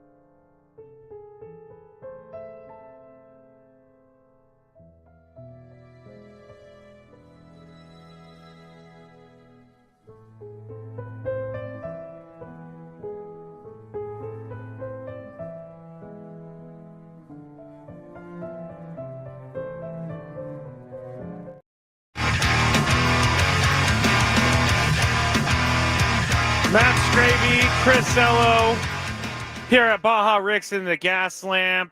We are getting more and more people showing up, and everybody's very excited for the Padres game tonight. Everybody's wearing their City Connect stuff. So come on down. We're broadcasting live from Baja Rick's in the Gaslamp, brought to you by Santo Tequila, 100% Blue Weber Agave. Come down from now until 5:30 p.m. We're still giving away some tickets to the game every half hour. We're going to give away a pair of tickets, but you have to be here to win. Also, we have an autographed baseball that we're going to be giving away around 5 p.m., which, again, you have to be here to win. We're about to do the countdown, which is something that I went through this morning, and I looked at every single Friday home game since the City Connect mint and pink jerseys were debuted on July 8th of 2022, and I pulled out some of the games that I thought were the best. So we're going to do that in just a second. Chris, actually, now that he is not here, he had to run off because Chris doesn't do anything easy. And he forgot to go put quarters in the meter, which Chris is the only guy these days that uses quarters in the meter instead of using his card.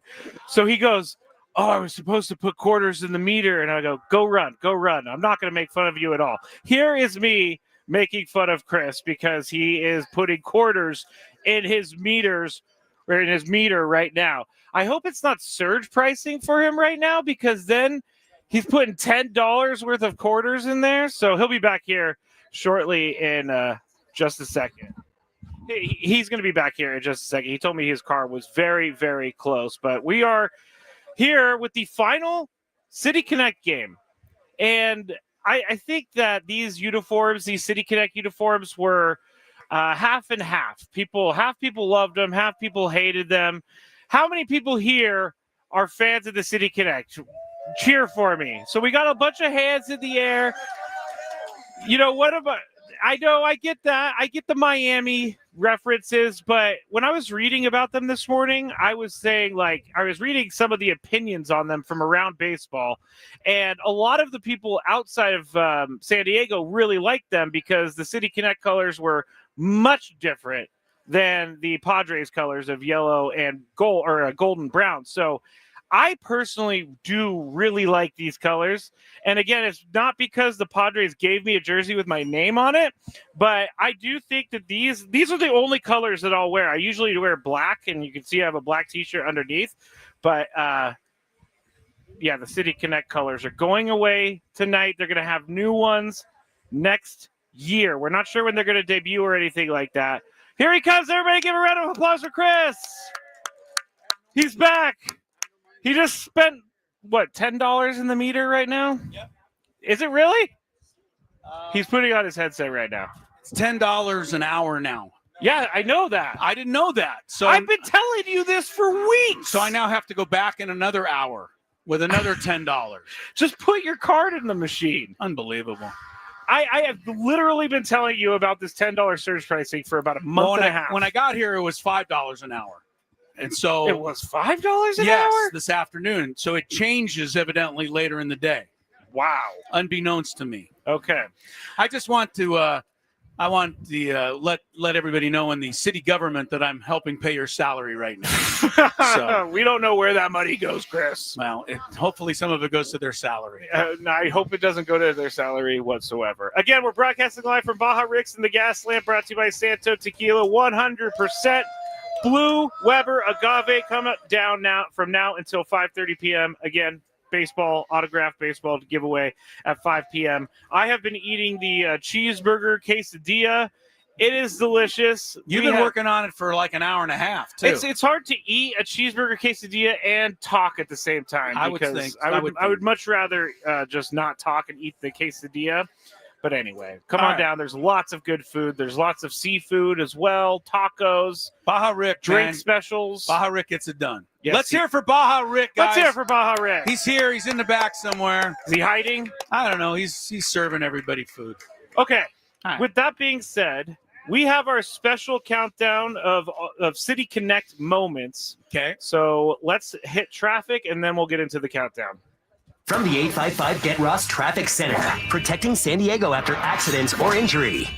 This game day traffic report is brought to you by Crystal Geyser Alpine Spring Water.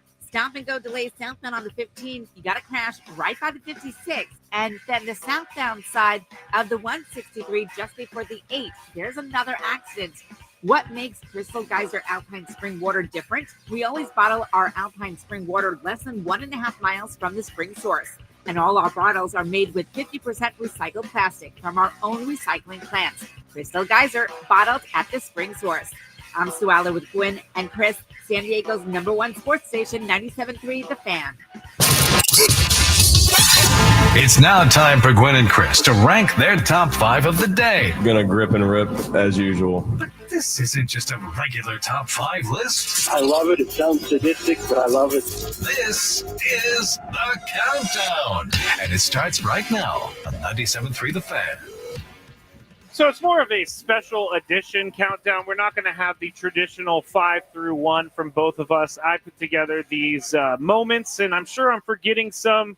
I got to say, though, before we go into this, Chris, there were a lot of L's in the City Connect colors. Losses? Yeah. Did people keep on track Friday. of that? No, well, I was going through, and I was like, I can't pick from this game because they lost. I can't pick from this game because they lost. Well, so, okay. I think I need to go back and get the record. I don't know what the actual record is, but they won on Fridays at home for 4 years. Since 2022. And they made the playoffs in 3 of the 4 years. So they're I pretty would say good. they're pretty successful run for these City Connects. All right, and, sorry. Just one last thing. I heard you talking about it while I was doing the run to the coin deal for my car. I don't know. I can't. Coin meter. The meter. And I love the City Connects. I'm on record. I always liked them. Yeah. The one thing I would have had just for fun, I don't know if it's obviously too late now. I think it would have been fun to have some gray City Connects and wear those on the road on Fridays. Oh. I don't know if that's legal. I don't think it is. City Connects are supposed to only be at home, I guess. For their city, yeah. Okay. But I just thought that would be kind of fun. At least they didn't look like the White Sox Bulls ones. Some of them were hideous. Some of them were hideous. Philly ugly. Some of them were hideous. All right. I have some highlights and I have some moments. But the debut of the City Connect jerseys that Chris and I are wearing right now, July 8th, 2022, Padres beat the Giants 6-3. Blake Snell goes 6 innings, 11 Ks, and Nick Martinez gets a rare 3-inning save in this game. So July 8th, 2022. But Manny Machado started things off with Chris's favorite play. 2-1, and Manny hits it in the air out to deep left center field. Mercedes racing back, looking up, gonna go! A 3-run homer for Manny Machado. He has gone deep for a second consecutive night, and before the Padres have made a single out here this evening, they take a 3-0 lead. They go on to win 6-3, but Manny starts it in the first with a 3-run homer. After Manny's at bat, we thought that they would never make an out in the City Connect jerseys. Yes, we did. But, yes, we did. But eventually they did. You're bringing that up because it was a 3-run homer. Yeah. And it was the first night. I'm looking at it last night. Padres this year hit 10 3-run homers. Cubs 27. Ooh. That's one area that I am, mildly concerned about next week. Wrigley is an easier park to hit. I know, but I'm just saying. I know. We're going to fast forward all the way to May 5th, 2023. Fernando takes Kershaw deep twice, and here is his second homer of the game. Fernando waiting on Kershaw as Grisham leads. Here's the pitch. Fernando hits a missile in the air, deep to left field. Gonna go! A line drive home run. His second of the night, and the Padres lead it 3-1. They go on to win 5-2. And the reason I'm bringing this up, this was the infamous crying Kershaw meme on the big screen. May 5th, 2023 was that. Whoever was responsible for that is really happy you brought it up again. It's not going to go down in history. Not as one of our great moments. Not as one of our great moments. But one of the great things about that highlight there, Grisham was on base for a rare occurrence back then. Rare occurrence. Now that he's on the Yankees, of course, he's, Babe Ruth, but he wasn't before. Now we fast forward again to May 10th, 2024. Dodgers in town. This may be the best pitched game I've ever seen in person. All right. Because King goes 7, strikes out 11, only gives up 1 hit. Tyler Glasnow goes 7, strikes out 10, gives up only 1 hit. But our guy, Luis Ariz, first home game as a Padre after he was traded to the team. And here is how he got acquainted with San Diego. Left-handed batter. Here's the first pitch from Grove. Line into center field and a base hit. Wade's on his way to third. He's going to be waved. Outman's throw is on the way. No chance. And the Padres walk it off. Who else? Luis Ariz. I love that. You can take there's the highlight. But Luis Ariz walk off for his first home game as a Padre. They beat the Dodgers, and things were good. Yeah. They all loved Luis that night. Okay. How many people here love Luis? Give him a round of applause. All right. There's more people than not clapping right now. So Don't ask how many want to move down in the order, though. I went into the clubhouse that night, and everybody was crowded around Luis Ariz, and they're like, "What did you see? How did you do it?" And he's like, "I just want to hit the ball." That's all he said was, "I just want to hit the ball." That's it.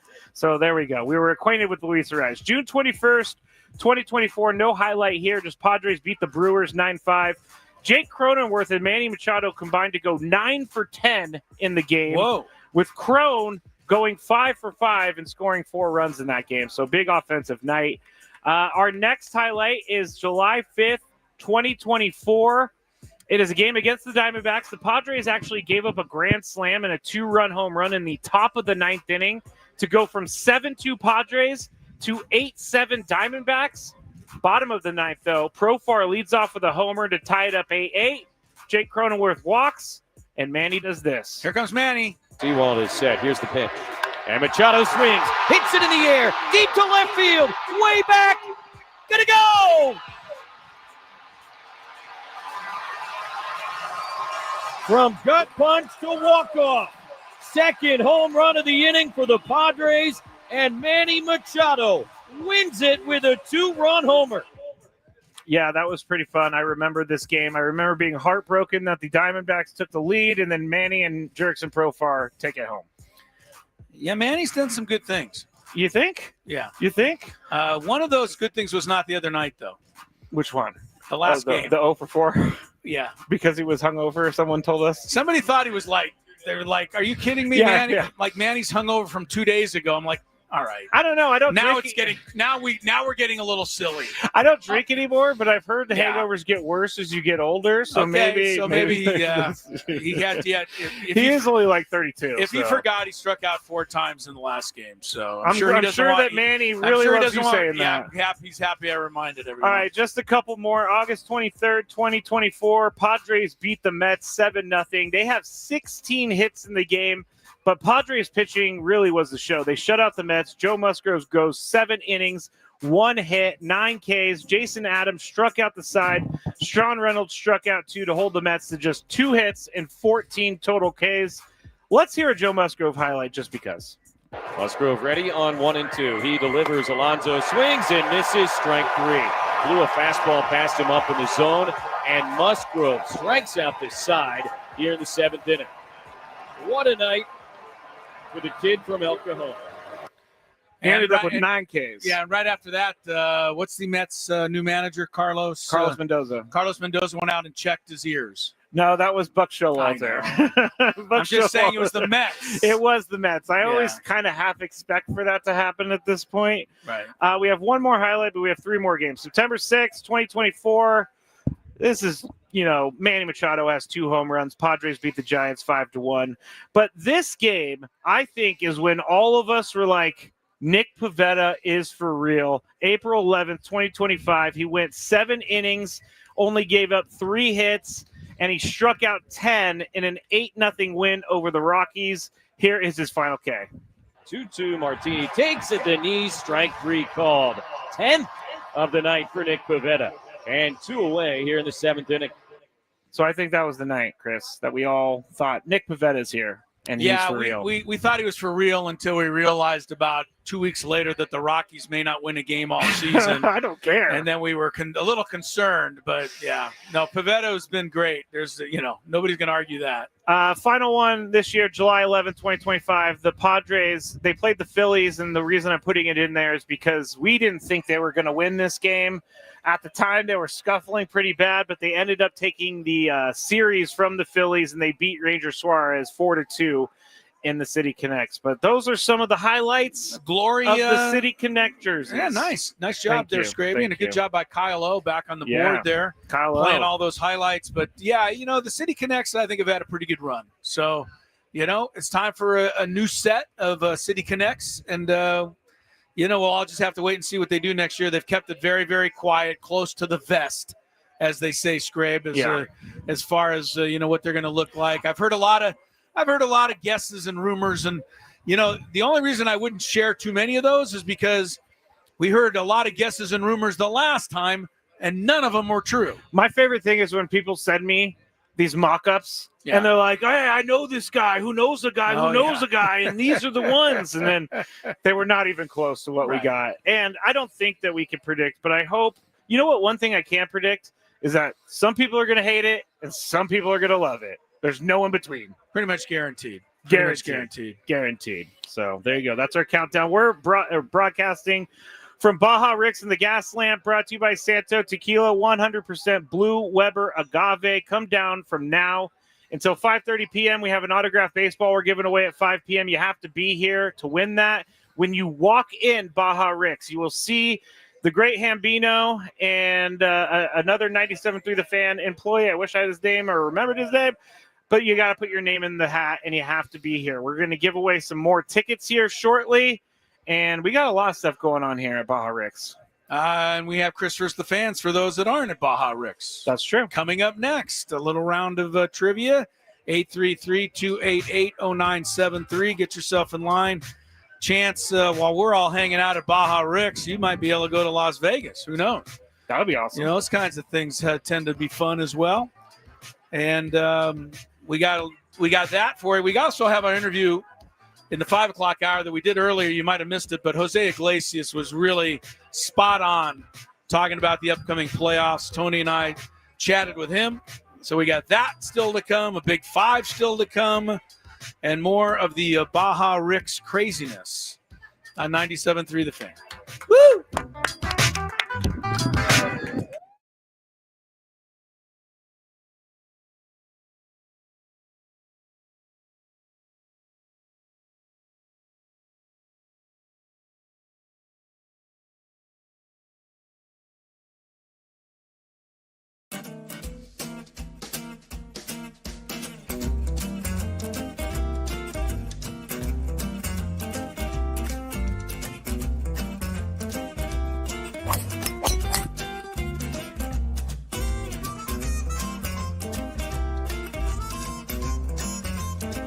These things, it even tells you, hey, there's a canyon over here, don't hit it here. Skraby from about 45 feet. His caddy tells him to play it a little to the right. He's been playing well so far today. 4th hole, nice smooth delivery, hit it too hard.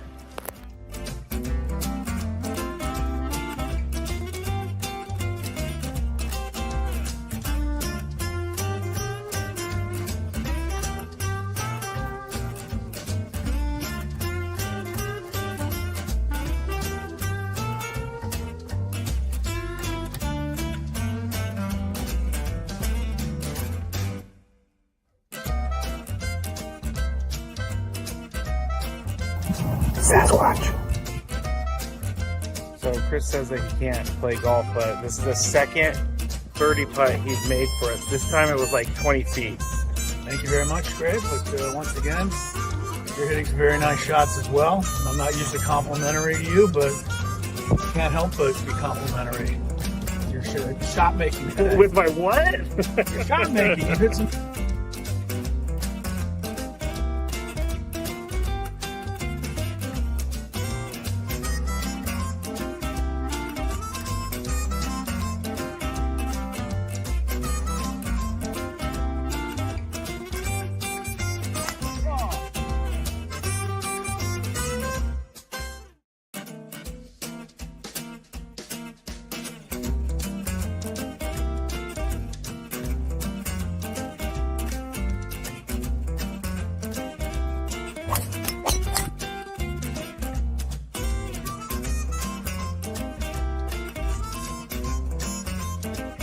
these things.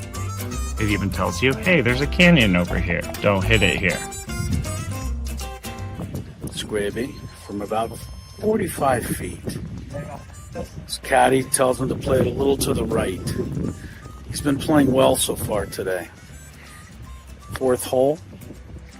Nice smooth delivery. Hit it too hard.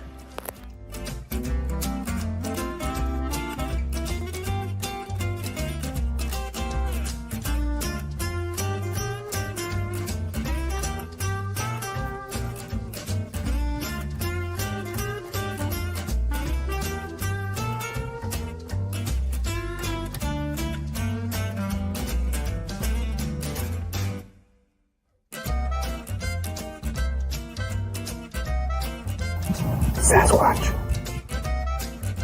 So Chris says that he can't play golf, but this is the second birdie putt he's made for us. This time it was like 20 feet. Thank you very much, Greg. But once again, you're hitting some very nice shots as well. I'm not used to complimentary to you, but I can't help but be complimentary.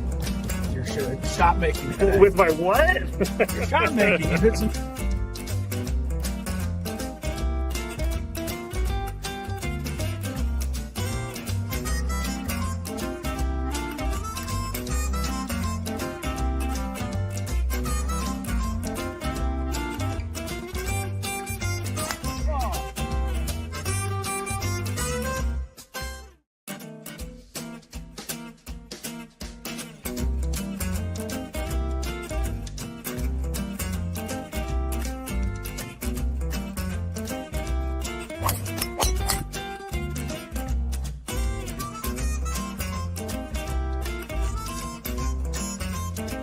These things. It even tells you, hey, there's a canyon over here. Don't hit it here. Skraby from about 45 feet. His caddy tells him to play it a little to the right. He's been playing well so far today. Fourth hole. Nice smooth delivery. Hit it too hard.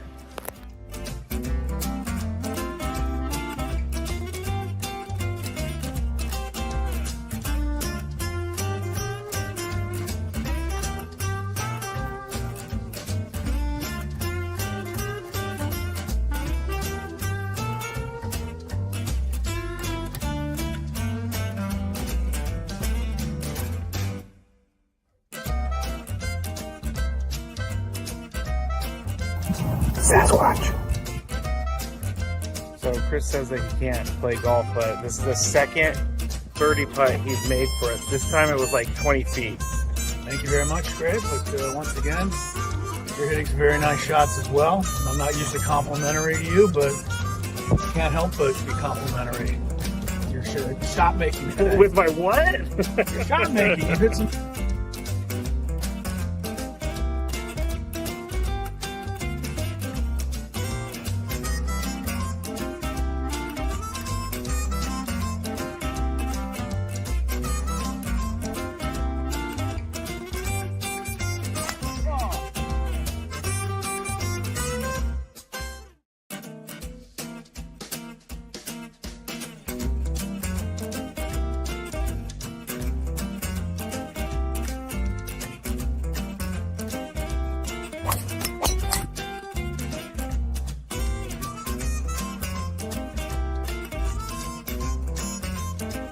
These things.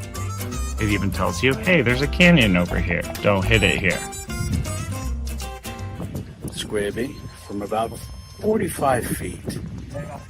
His caddy tells him to play it a little to the right. He's been playing well so far today.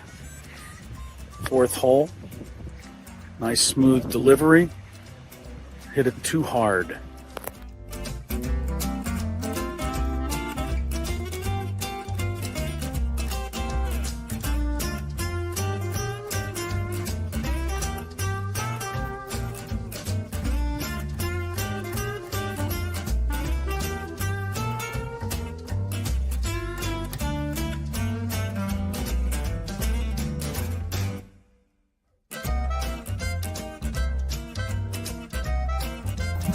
Sasquatch. So So Chris says that he can't play golf, but this is the second birdie putt he's made for us. This time it was like 20 feet. Thank you very much, Greg. But once again, you're hitting some very nice shots as well. I'm not usually complimentary to you, but can't help but be complimentary. Your shot making. With my what? Your shot making. You hit some.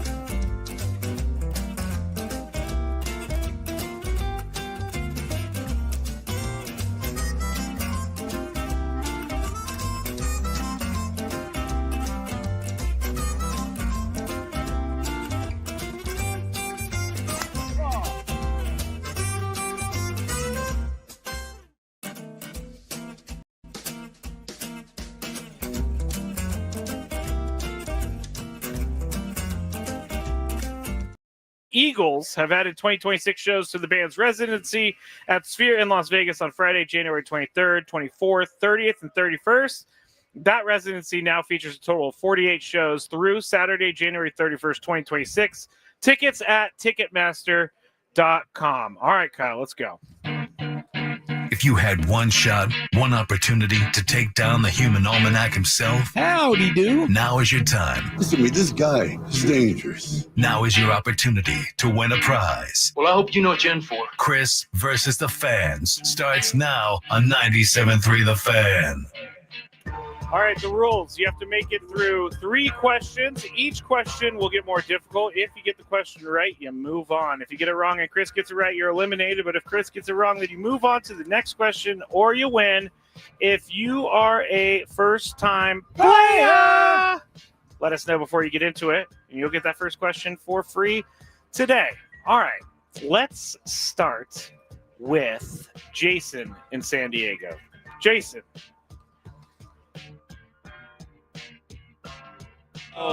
Wait.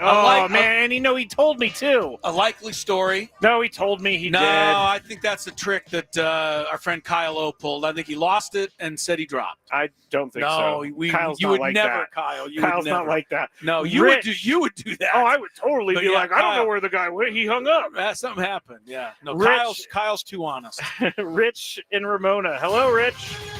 Hey, Rich. Uh-oh. How you doing, boys? Uh-oh. We're ready. All right, Rich. Are you ready to play? He's ready. Yes, sir. All right. First question.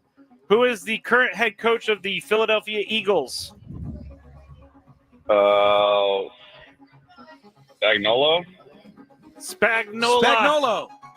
That is incorrect, unfortunately. That's a buzzer. Chris. It's funny. We've made a lot of fun of this guy, too, when he first got the job. Did they just bring us another quesadilla burger? Yeah, I ordered one because I wanted a fresh one. It's so good. You've been working on yours for 6 hours. I needed a fresh one. Thank you. Sirianni is the guy's name. Sirianni is the name. Yeah, sorry about that. Rich in Ramona. Rich, yeah. Sirianni.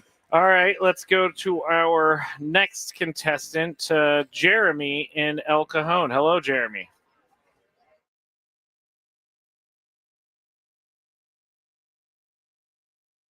Let's go to Eric. Eric. What's up, guys? How you doing, players? Very good, Eric. You ready to play? Hey, yeah, real quick, guys. Skraby, I got inside information from a person that knows a person, and they told me that Chris gives Tony all the answers to the test, bro, on Fantabulous Game Show. Dude, you're telling me something I've already known for years. That's music to his ears. I've been telling them this off the air for years. Yeah. I've never given them an answer, but you know what? Do you really do that, Chris? You know what? It would be kind of silly of me to do that. It would pretty much make the whole segment. I know. Render it, ridiculous. So Okay. I, of course, don't do that. All right. They're plotting against you, Skraby. But that's true. We do all plot against you. I just don't give them the answers. Okay. All right, Eric. Let's Hey, get by into the way, trivia. Yeah, what's up? Let the dog lick your face. That's nasty, man. All right, now we can start. Now, no kidding, Skraby. He said you let your dog lick your face. He said it's nasty. It's a dog. I think it's a fair comment. Okay, let's go to the first question. Let's go. The Ryder Cup is an event for which sport? Golf? Golf is correct. Golf is correct. By the way, the USA is getting whooped in the Ryder Cup today. I don't even want to look. It's bad. By- I know it was By the at way, I least only knew that 3-1. because I got an alert earlier. All right, Eric, let's play number 2. He said he got an alert. Oh, I couldn't hear. I'm sorry. Yeah, he got an Okay. alert that helped him. Come on, Skraby, get together. Yeah. Who do I know this, Eric? No, but I like him. He's a terrific guy. Which Padres reliever has the most strikeouts on the team this season? Reliever. Yeah. Oh, reliever. Let's. Is it all the strikeouts are one team, or did he get traded over and you're counting those two? Oh, only strikeouts with the Padres, Correct, right, Skraby? Correct. Oh, yeah, because he was thinking Mason Miller. I got maybe. you. Oh, that's a good point. That's a good point. But it's not him. Oh, my God. Who's checking these facts? Who's Tony when we need him? Okay, I'm going to go with Suarez then. Suarez, he said. That is incorrect. Incorrect. Chris, do you know? I don't, but I think it's going to be Morejon. Be my guess. Incorrect. It's Jeremiah Estrada. Oh, yes. how He has about over that? 100 strikeouts this year. Okay. Well, All that's right. good for Eric. He stays alive. Yes, third and final question for Eric. Here we go. Let's see. By the way, the score in the Ryder Cup right now is 5-2 Europe with one match halved today. Okay. We got off to a terrible start again. It's over. It's really over. Well, maybe. All right, which NFL running back accounts for the only receiving touchdown for his team this season? Which NFL running back accounts for the only receiving touchdown for his team this season? Boy, that's a needle in a haystack, Scrape. Yeah, I'm going to pass on that one.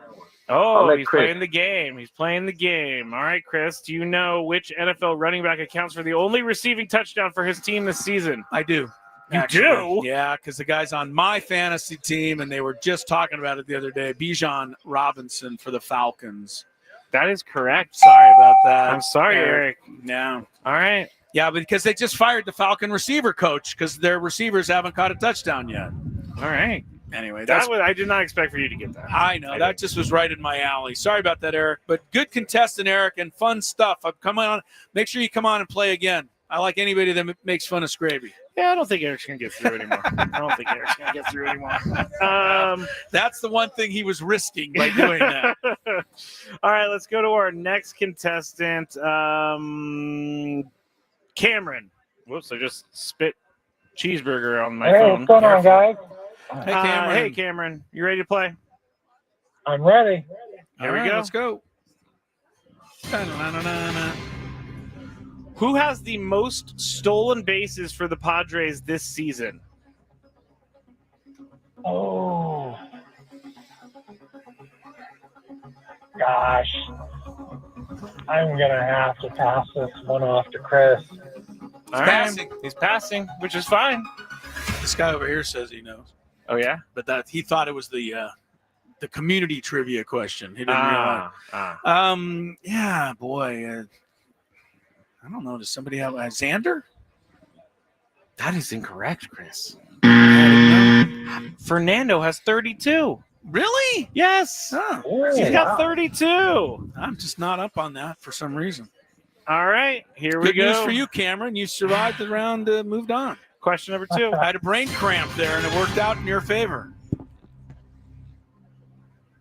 Cal Raleigh has now hit the most home runs in a season by a catcher in Major League history.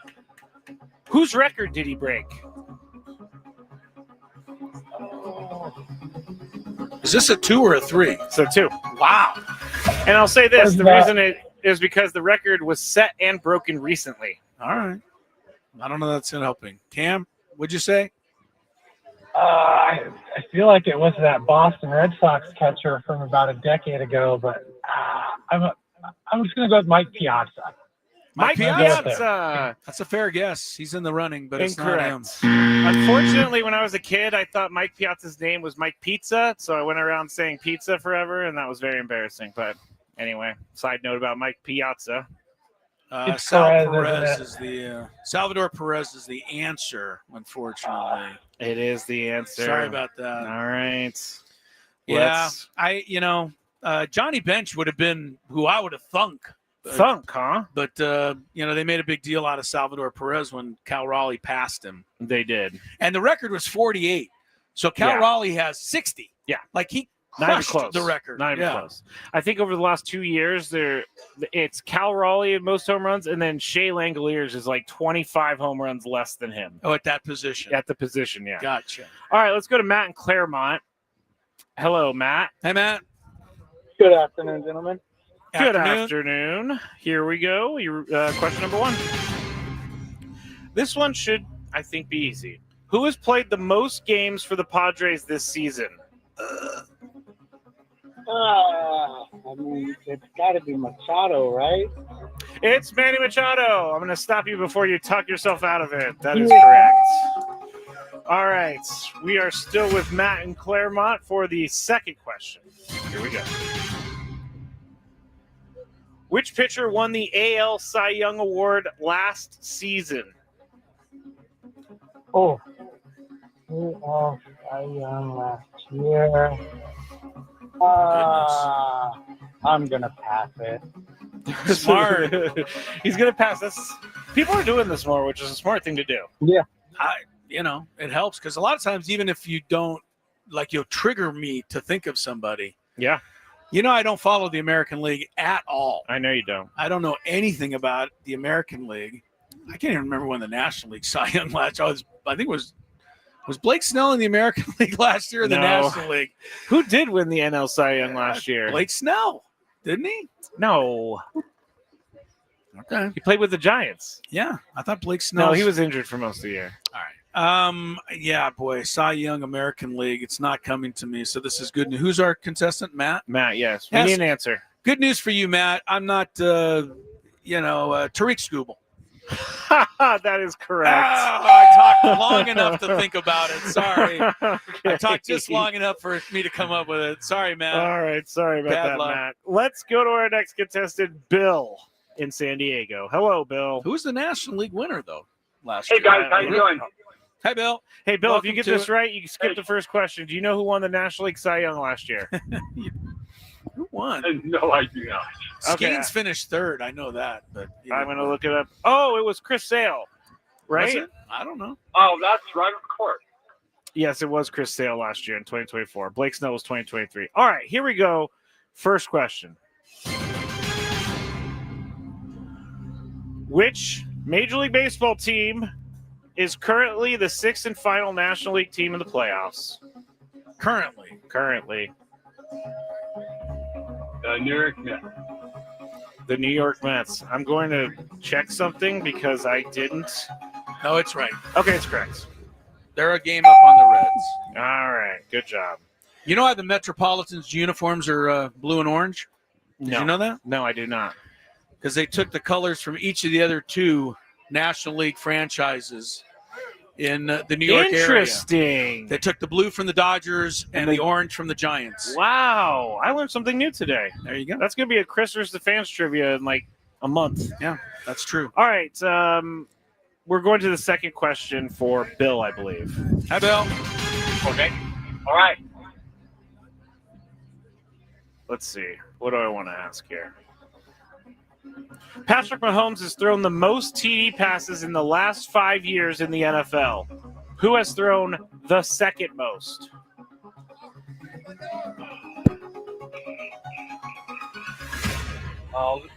Let's just go with Josh Allen. Josh Allen is correct. Nice Good job. guess, good Josh guess. Allen is the guy. I was probably going to go with Josh Allen as well, so good guess there. All right. Here we go. Question number 3. You get this right or Chris gets it wrong, and you will qualify for Las Vegas. This one's going to be tough, though. What retired NFL tight end has the most receiving yards in a single game in NFL history? What retired NFL tight end has the most receiving yards in a single game in NFL history? I'm just going to guess Tony Gonzalez. Tony Gonzalez is a great guess. It, however, is incorrect. Stay right there, Chris. Now, what's the question now? For a tight end or for any receiver? Tight end. Yeah, because that's you didn't say that. Yes, I did. You didn't. You said what tight These end? people are telling me. He said what tight end had the most receiving yards in a game in NFL history. That could be anybody. What? If you said, I'll explain it later. See, this is the look I have all the time, people. I'll explain. I have the look of all the time. I'll explain it to you later. If you say what tight end had the most receiving yards in NFL history, you're asking me who had the most receiving yards in NFL history, but you're saying that's a tight end, but it's not. So what you needed to ask I'm asking you to give me the tight end who had the most yards in a single game. I don't understand why this is so hard. It's not. You just didn't say it correctly. That's all. All right. Oh, wait. I think Bill said Tony Gonzalez. I'm all frazzled now. Yeah. You going to be okay? No, I'm mad at you, actually, because I think that question was not poorly worded. It was confusedly worded, though. I'll try. How about Kellen Winslow? No, incorrect. Okay, good for our caller. Shannon Sharp. All right. 214 yards. Awesome. Skraby, you going to go over and pout? No, we have again? to go to break, and then I'll pout. Okay, well, take us to break. Break. Traffic. We'll be back shortly from Baja Rick's in the Gaslamp. From the 855 Get Ross Traffic Center, protecting San Diego after accidents or injury. This traffic report is brewed by Al Smith Brewing Company. $6, $3.94 pints, big screens, cold beer, and playoff baseball. We are jammed on the southbound side of the 15 with a crash right by the 56. It's in the center divider. And then if you're traveling on the 94 eastbound, the exit ramp from Home Avenue, that is closed with another collision. October baseball is here. Catch every pitch at Al Smith Brewing Company. Enjoy $6 pints of our legendary $3.94 Pale Ale. Cheer on the brown and gold with big screens, cold beer, and the best fans in town. Located off Miramar Road, Al Smith Brewing. There's no better place to watch the playoffs. I'm Swowler with Gwynn and Chris, San Diego's #1 sports station, 97.3 The Fan. Daily life routine brings on a whole bunch to worry about. Worrying about your car's value shouldn't be one of them. Come in today at Hyundai of El Cajon, where you can drive a new Hyundai for half the price. Why pay for the entire car? Get the whole car for half the monthly payment. Brand new Hyundai Elantra SEL, $199 per month lease. Tucson SEL, just $259. But only at Hyundai of El Cajon. On approved credit, not all will qualify. Plus tax, title license, and $150 title and registration processing fee. Rebates and incentives to dealer. 36 month, $38.95 due. 10,000 miles per year through HMF. Expires October 1st. Life can be hard sometimes. If you or someone you know is struggling emotionally, experiencing an issue with drugs or alcohol, or having a hard time, the 988 Lifeline can help. Calling can connect you, a friend, or a family member to mental health services and referrals. We don't have to face these challenges alone. Dial the 988 Lifeline today and receive support from a local counselor at no cost. That's 988. That nagging joint pain, you know the one. Sometimes it's from years of hard work. Sometimes, like me, it just crept up on me the older I got. Either way, it's been calling the shots in your life for far too long. Do what I did. Put a stop to that right now, gang. It is Woodsy and QC Kinetics here in San Diego. Flipped the script for me totally. They used regenerative medicine, advanced cellular treatments that help my body heal and restore the damage that I had in my joints. Not cover it up, not cut it out. Actually helping heal and restore. And the results, long-term, lasting relief. I'm back in the gym. I am back playing golf. I'm back playing baseball, throwing my kids around, having a blast with it. QC Kinetics, no surgery, no drugs, no long recovery, just a smarter, natural way to get your freedom back. Bring your MRI, bring your x-rays. They'll make sure you're a good candidate for what they do. Grab the phone right now. Give them a call today. They have locations in Hillcrest and in Torrey Hills. 619-614-PAIN. 619-614-PAIN. QC Kinetics at 619-614-PAIN.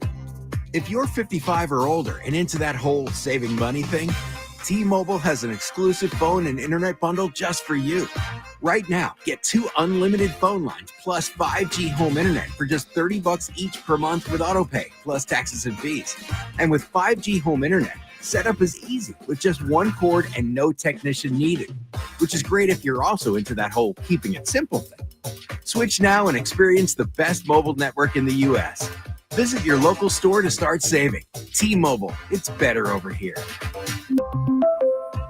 Based on analysis by Ookla of speed test intelligence data Q4 2024 to Q1 2025. Ookla trademarks used under license. Unlimited on our network. Customers on voice plan may notice speeds lower than other customers and further reduction if using more than 50 gigs a month due to data prioritization. Video streams and SD on this plan. Home internet pricing after $20 and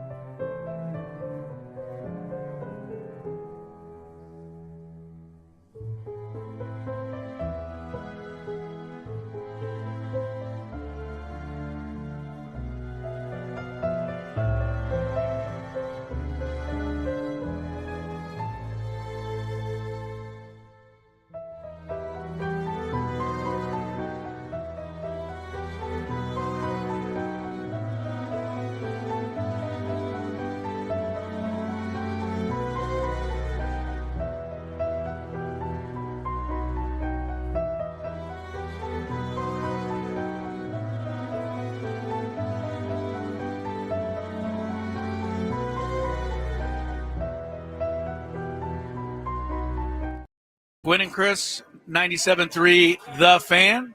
We got about another hour to go. That means we have 3 more pairs of tickets to give away to Padre. 2 more. Sorry. Thank you, Hamby. 2 more pair of tickets to give away to Padre Baseball. So if you're coming down to the ball game, make sure you drop by Baja Rick's here. Have a get one of their specials, the Santo Margarita special or tequila, Santo tequila specials. They have so many of them here, and of course all the great food specials Baja Rick's put together for today. And then put your name in the hopper, and who knows, you might win some Padre tickets or even a signed Padre baseball, which we're going to give away by the end of the evening. But you must be present to win. Let's see, Skraby and I have not talked since the end of the last segment, so I'm not sure what's on his mind, but he's upset with me. So we're having a lover's quarrel. Wait, we're not lovers at all. That is not true. I went and saw, or during the break, I was telling everyone because they saw you walk over there, and so I go. They're like, "Is he going to put more meter or quarters in the meter?" And I'm like, "I don't care. I hope his car gets towed." Yeah, that would be upsetting to me. But you know what? Speaking of cars, and we have a minute here because it's a short segment, so. This is going to be one of my rants against something that's not sports related, Scrape. All right, I'm ready for it. And I think you're going to be in on this one, but we'll see. I saw something today that I think is the dumbest product. I hope nobody's in the crowd here who sells these. Yeah, this is very if you dangerous. Are, then, this is dangerous. But I think I saw today what I think is the dumbest product on the market in any category. Okay. Today. What? And I'll explain why I think it's the dumbest, product as well. I mean, I have my reasoning. Okay. I also don't like the product because it annoys and it disturbs everyone. Really? The dumbest product on the market in America is the car alarm. Oh. And I don't think anybody sells those anymore. Well, they must, because car alarms still go off. I think they're built in now. I saw one this morning, and it's just the car is going, and just, destroying everyone in the neighborhood. And, of course, nobody comes out to tend to it, nor does anyone react to it. Which means if somebody really was stealing the car, nobody would stop them anyway. See, this is the difference. It is the dumbest product that I can think of. You disagree. You think it's a sensible thing. Well, to for have? me, because if I hear a car alarm going off in the neighborhood, You'll run right out do from where go you are? outside and Get see if outta it's my here. car. You do not. I want to see if it's my car. If it There sounds is like my no car. way that you stop what you're doing and race outside. Do you know who I am? I do, but how many people okay, all right, let's take it back. How many people, wherever they are inside, can hear their car alarm out in the parking lot? I'm not sure. I mean, if you're at the Padre game, you figure no, of course you're not. hearing your car alarm? Of course not. How about if you're in a crowded restaurant? You think you're hearing your car alarm? Maybe. All right. Well, Depends then on where you're I just sit in trying that to be restaurant. all right, you're just trying to be difficult right now. But I hope that on your way home I hope when you get home tonight and you lay your head on a pillow and just start to drift off, I hope some neighborhood car alarm goes off. And I hope you run outside in your skivvies to find out that it's not yours. And then it doesn't go off for like 20 minutes because these things never stop. I will give you this. If I'm walking through a parking lot and there's a car alarm going off, I'll take a look, and then I'll just keep walking. Right. That's what we all do. But if there's someone, like, bashing in a window, then I'm going to go tell the security or something. But you don't need a car alarm to tell you that. I mean, if somebody was bashing in a window, you'd go tell security anyway. But I wouldn't probably be paying attention because that person's not going to bash the window in front of me. All right, here's the thing. We have a minute left. I'll give you the full minute to name a product dumber than the car alarm. Ha! The club. What's that? Oh, you mean the club that you can put on your... I think that's more of a deterrent than a car alarm. It could be, honestly. I don't think you can turn the wheel with one of those. Yeah. Hey, look, this doesn't have to be in the car category. Just give me a dumb product from any category. I'm trying to think. I don't think anything tops the stupidity of a car alarm. I just don't. So something that hopefully doesn't... nobody here sells them like something... I don't think anyone sells car alarms anymore. Well, somebody has to. You know, I can't think of anything. I'm thinking something that's old that doesn't need that doesn't use really anymore. work anymore. Yeah.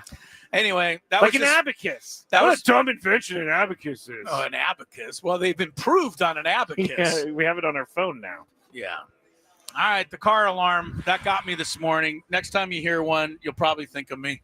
We'll take a break. We got the Big Five coming up. Back to some sports talk. Sports. And more Padre tickets to give away during the break here at Baja Rick's on 97.3 The Fan. Manny, you were the first chip to come in here.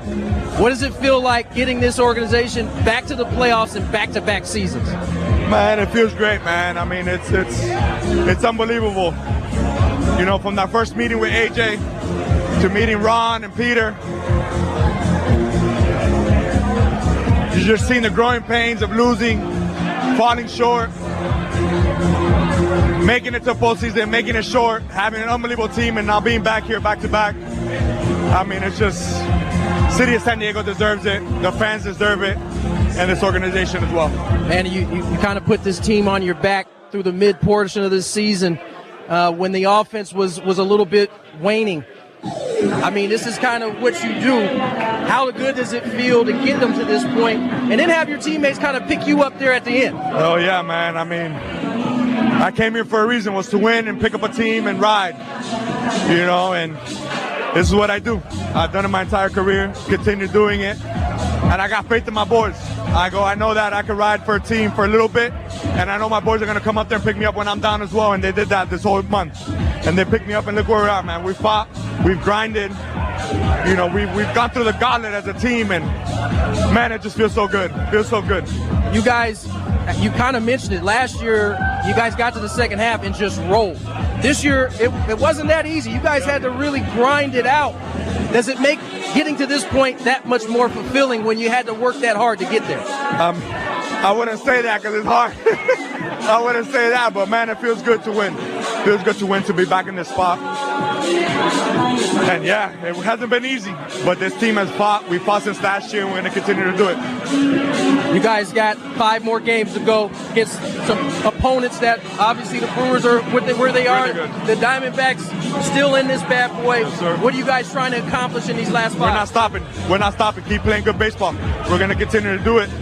You know, this isn't over. We got to get hot. We got to get going now, and we've been showing clips and going, but we got guys fully going. We got guys doing the things that need to get back to, and we're gonna get rolling, and when this business isn't finished, we gotta continue to the end. Congratulations, my friend.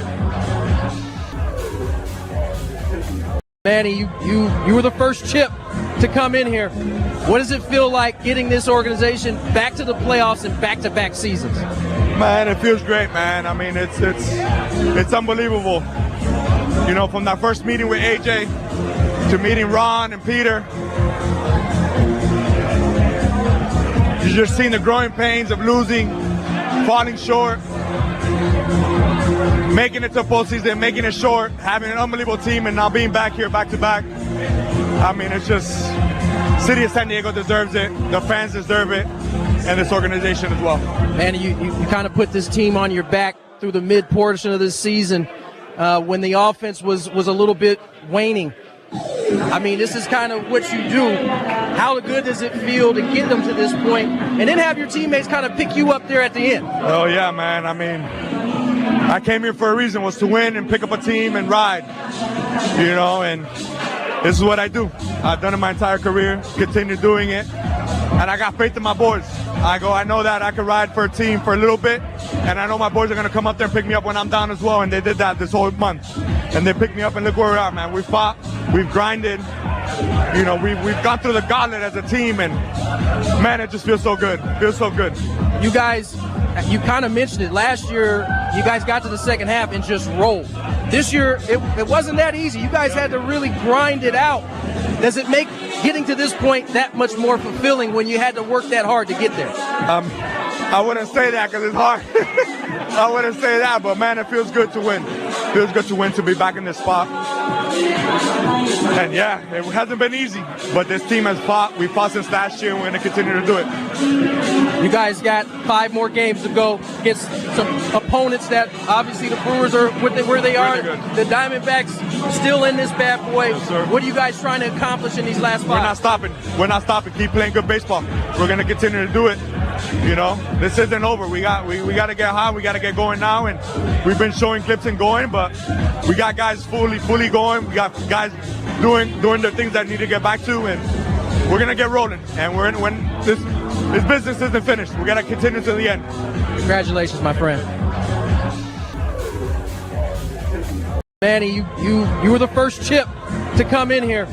What does it feel like getting this organization back to the playoffs in back-to-back seasons? Man, it feels great, man. I mean, it's unbelievable. You know, from that first meeting with AJ to meeting Ron and Peter, you just seen the growing pains of losing, falling short, making it to postseason, making it short, having an unbelievable team, and now being back here back-to-back. I mean, it's just, City of San Diego deserves it, the fans deserve it, and this organization as well. Man, you kind of put this team on your back through the mid portion of this season when the offense was a little bit waning.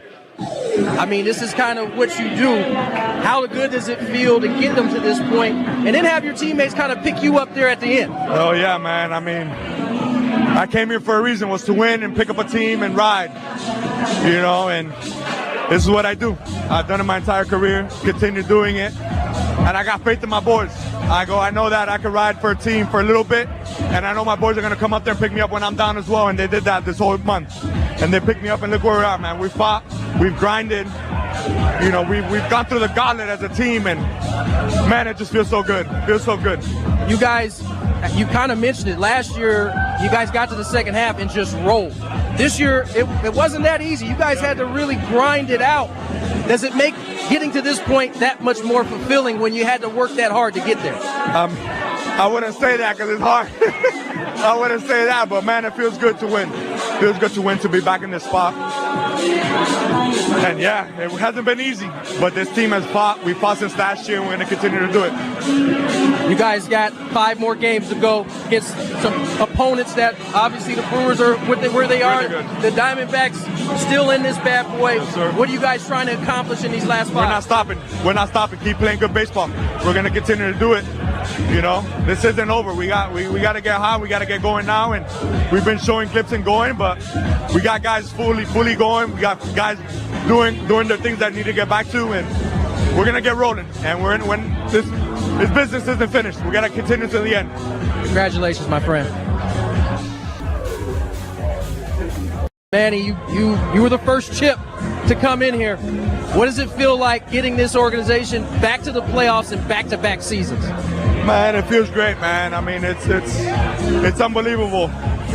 You know, from that first meeting with AJ to meeting Ron and Peter, you just seen the growing pains of losing, falling short, making it to postseason, making it short, having an unbelievable team, and now being back here back-to-back. I mean, it's just, City of San Diego deserves it, the fans deserve it, and this organization as well. Man, you kind of put this team on your back through the mid portion of this season when the offense was a little bit waning. I mean, this is kind of what you do. How good does it feel to get them to this point and then have your teammates kind of pick you up there at the end? Oh, yeah, man. I mean, I came here for a reason, was to win and pick up a team and ride, you know, and this is what I do. I've done it my entire career, continue doing it, and I got faith in my boys. I know that I can ride for a team for a little bit, and I know my boys are going to come up there and pick me up when I'm down as well, and they did that this whole month. And they picked me up, and look where we're at, man. We fought, we've grinded, you know, we've gone through the gauntlet as a team, and man, it just feels so good. It feels so good. You guys, you kind of mentioned it. Last year, you guys got to the second half and just rolled. This year, it wasn't that easy. You guys had to really grind it out. Does it make getting to this point that much more fulfilling when you had to work that hard to get there? I wouldn't say that because it's hard. I wouldn't say that, but man, it feels good to win. It feels good to win, to be back in this spot. And yeah, it hasn't been easy, but this team has fought. We fought since last year, and we're going to continue to do it. You guys got 5 more games to go against some opponents that obviously the Brewers are where they are. The Diamondbacks still in this bad boy. Yes, what are you guys trying to accomplish in these last 5? We're not stopping. We're not stopping. Keep playing good baseball. We're going to continue to do it. You know, this isn't over. We got to get hot. We got to get going now, and we've been showing clips and going, but wild card, you know, they'll be in the primetime slot, and that would probably shift the Padres to the afternoon at Wrigley. But the official time for those playoff games next week won't be known until, you know, all of the playoff seedings are determined. If they're smart, they'll just do it right after the baseball season ends on Sunday. Oh, they will. No, they won't waste any time. I'm just saying you're probably going to have to wait until then, though, until Sunday to know exactly what time the Padres play next week in Chicago, because they have to get everything ready to go. Everything situated. They need to order the hot dogs. They need to get the sodas. I'm excited, man. We're in the playoffs for the second year in a row. It's only the second time this has ever happened. And honestly, you can find some people that are, you know, down and out about it, you know, with the old, wow, we don't have, you know, we're hurt. We lost this guy. We can't win. We don't do this. Okay. If that's how you want to, you know, if that's how you want to go into it and live, you know, all of your life that way, that's your business. But why not? Enjoy it, embrace it, and, you know, let's see. Maybe the Padres will make a run. Yeah. Maybe they won't. You know, right now there's 12 teams, or actually a few more, that are in contention, but everybody's fans are thinking the same thing. I hope it's our year.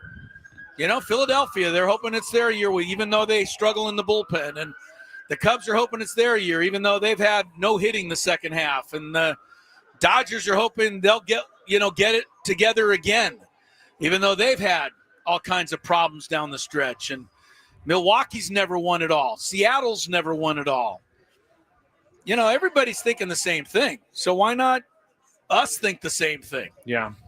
The Padres certainly have a capable enough team. They certainly do. Yeah. I'm very confident in that. Lineup tonight, I think, is interesting because I think it'll be the lineup they use Tuesday in Chicago. Yeah. You got Fernando back in there, which is good because he sat out a few games with the illness. And then you got Arise. And then you got Manny and Jackson Merrill. You've got who's batting fifth? Oh, Xander. Yep. Batting fifth, followed by Sheets and O'Hearn. And then finally Cronenworth and Fermin. The one thing about that lineup, but there's not a lot you can do because you don't have Laureano now. But the one thing about that lineup, your 6, 7, 8 hitters are all left-handed. So when you get to a spot in the 8th inning or 7th inning where the game's, in the balance, guess who's coming in for the Cubs? Our old friend Drew Pomeranz. He's their top lefty out of the bullpen. He's coming in to face those guys. He owes the Padres so much, so he should just let them hit the ball. Just lay down. I'm sure just he will. Lay down. I'm sure he'd be happy to do that. That is really unfortunate because the Padres did stick by him for a very long time. Didn't look like he was ever going to really pitch at the major league level again, and now he's incredible. But he didn't quit on them. No, I didn't say that. He just never got healthy. Yeah, that's what I'm saying. Okay, and then he finally did. So I don't think you can hold it against Drew Pomeranz.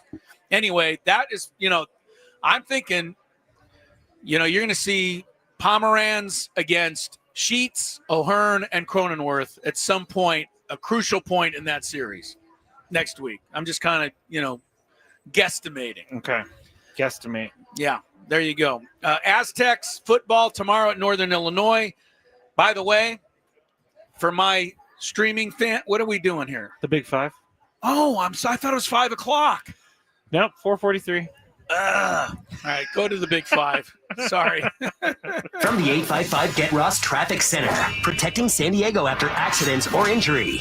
This game day traffic report is brought to you by Crystal Geyser Alpine Spring Water. Got 2 crashes on the 5. The first one is south at Gilman Drive, takes out the left lane. Then another one at Claremont Drive. Now 94 eastbound, the exit ramp from Home Avenue is closed with a collision. And then further east, there is a stall at the 125. What makes Crystal Geyser Alpine Spring Water different? We always bottle our Alpine Spring Water less than 1.5 miles from the spring source. And all our bottles are made with 50% recycled plastic from our own recycling plants.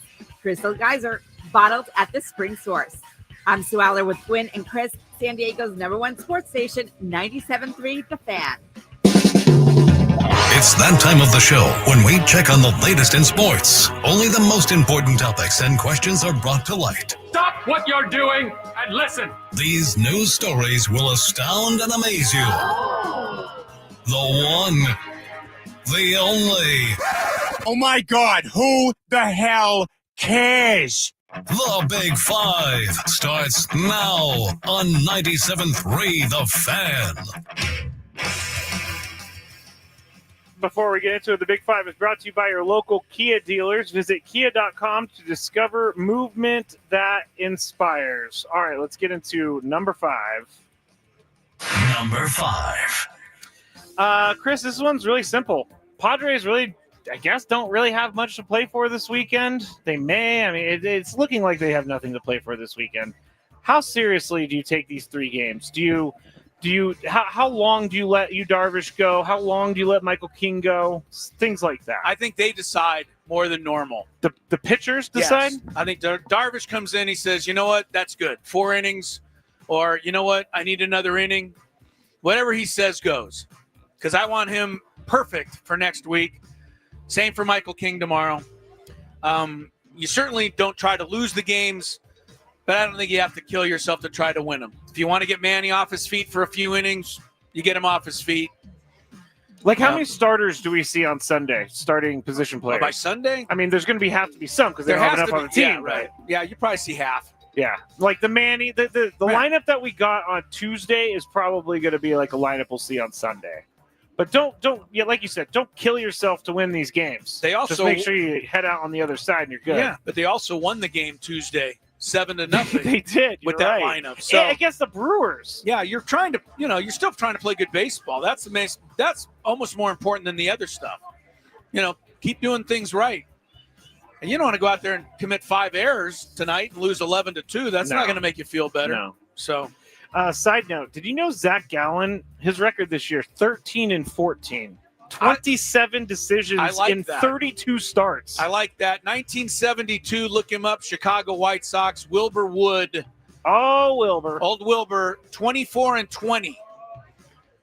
That's 44 decisions. I was going to say, that's a lot of decisions. There's only 162 games. He had a decision in more than 1 out of every 4 games. Wow. Yeah. What does that tell you about Zach Gallen? He's pitching really well or he's not? He's pitching deep into games, long enough to get a decision. That's what it tells me. Thank you. You're welcome for that. Here, let's go to number 4. Number 4. The 2025 MLB season has seen something we have never seen before, and I believe we added another one today. When I wrote this, 5 players have reached 30-30, but you said PCA did this morning as well. He did. 30 home runs, 30 steals. Now 6 players have done that, and that's by far the most in Major League history. In one season? In one season. So you got PCA, you got Lindor, you got Corbin Carroll, you have Jazz Chisholm Jr., you have Jose Ramirez, and Juan Soto. The other years that were pretty big for this were 1987, 96, 97, 2011, and 2023, but this is the most ever. Lindor and Soto are the third pair of teammates with 30-plus homers and 30-plus steals in the same season following Johnson and Strawberry in 1987, which is kind of crazy because they may not make the playoffs if things go a certain way. But I'm up first. Why did we see this? Why do we see this keep going up and setting records? I think it's because the prototypical power hitter is no longer the big lumbering guy. The prototypical power hitter is a guy like Ronald Acuna Jr. or Fernando Tatis Jr., where they can steal bases and they can hit for power. And you're not going to see the Frank Thomas is lumbering around the bases anymore because he wasn't stealing 30 bases, I don't think. But that's why I think the prototypical power hitter has changed, and that's why we're seeing it. What do you think, Chris? Yeah, I mean, PCA is, he's not a prototypical hitter. You look at him and you say he's just a fast guy. Yeah, but true. He's, he can hit home runs. So, yeah, I think you're right. I mean, just, guys that are smaller in stature, have figured out a way to develop more power. But here's a real quick note on the 30-30 club. I looked this up to be sure. Sorry about this, Skraby, but in 1922, a guy by the name of Ken Williams was the first ever to go 30-30. Okay. He was the only guy to do it for 40 more years. Wow. And finally, Willie Mays did it. And somebody went to Willie Mays and they said, hey, you're only the second guy. You're in the 30-30 club. And Willie was like, well, if I'd have known it. No, Willie said, if I'd have known it was a big deal, I'd have just done it every year. But he didn't really think much of it. It wasn't a thing. I guess not. Now it's become, obviously, it's a thing. So. Well, everything's a thing because we have to find memes to post about things out there. All right, here we go. Next one. Number 3. Now, this one's kind of serious, but Shane Tamura, who he ended up killing 4 people and himself in a July shooting at the NFL headquarters, was actually diagnosed after his autopsy with low-stage CTE. He had claimed in a note he believed he had CTE and wanted his brain tested. The medical examiner's office found, quote, unambiguous evidence of the condition, and his family said that he had played from 6 years old all the way through high school. So, Chris, is this an NFL issue or a sport of football issue? Yeah. I mean, it's really a tragic thing that happened. Let's start there. All around. I mean, yeah, let's start there. I always think of Junior when CTE comes up. Junior Seau, our friend, and just one of the greatest guys we ever knew. I mean, he wanted here. His brain studied. Yeah, it just makes me so sad. I think it's a playing football issue. I think the NFL got blame at the beginning and deservedly because I think they tried to keep it quiet. They for sure did. So that was on them. But now that it's out there and the NFL's acknowledged it, they're trying to make steps to help, but it's football, man. It's a brutal thing, and I'm glad I don't play it. Honestly, I love watching it, but I'm glad I don't have to go out there and do that. See, I played as a kid from like 7 years old all the way through high school as well. Some things. I don't think that I have CTE, but I know for sure. I can remember one specific hit where I was knocked out and I was concussed, and I didn't even really know that I was, and I kept playing. But I was watching this documentary recently about CTE.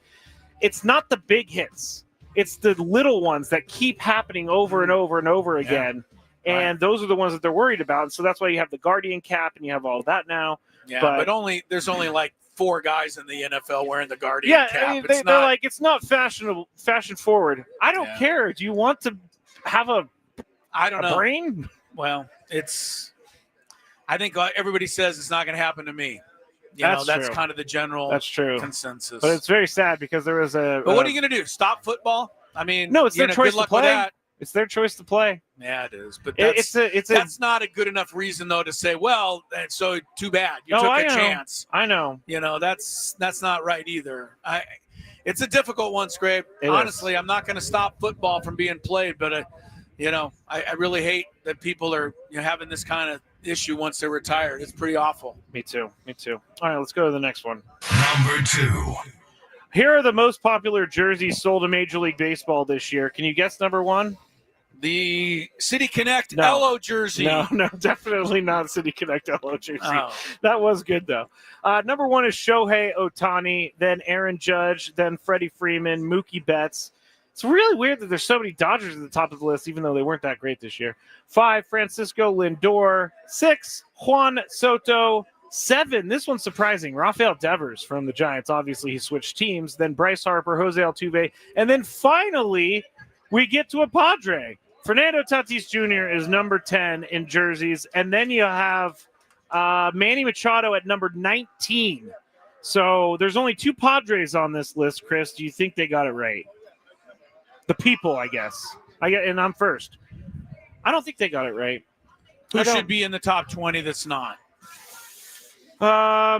There's Jackson Merrill? No, because he was hurt this year. So what? I mean, are people buying jerseys based on your batting average? Or are they buying it on your, how kind of cool and popular you are? I think it's how cool and popular you are. So I think Jackson Merrill rank a little higher on that. That is true. Category. That is true. Is Paul Skeens on there? Right above Manny Machado. Okay. And we need to get the big dumper from 20 to in the top 5. Oh, he'll be there next year. He'll be there next year? Yeah, people are slow to the big dumper train. PCA is number 16. Ellie De La Cruz, number 14. I don't know what makes you hip and cool in baseball. I really don't.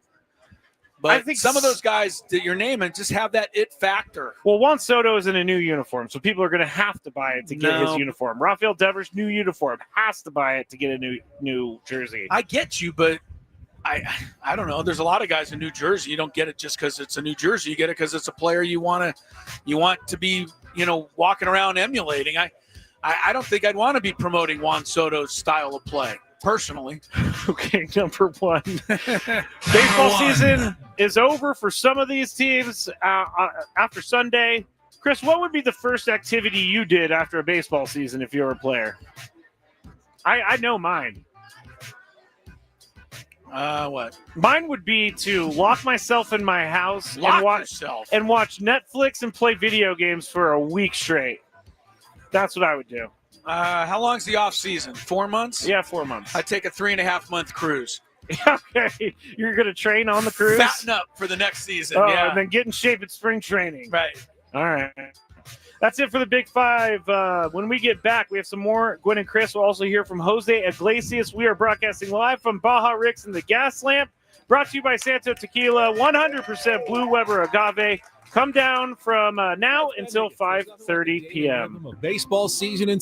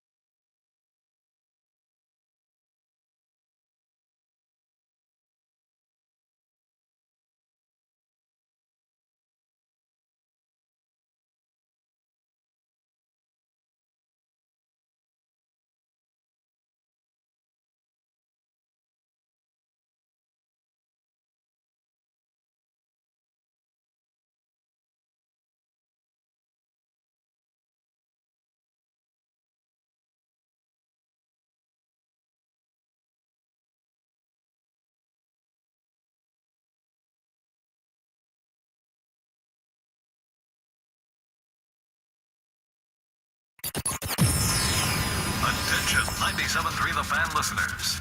If you're drowsy, sluggish, or feeling fatigued, you're about to get your afternoon boost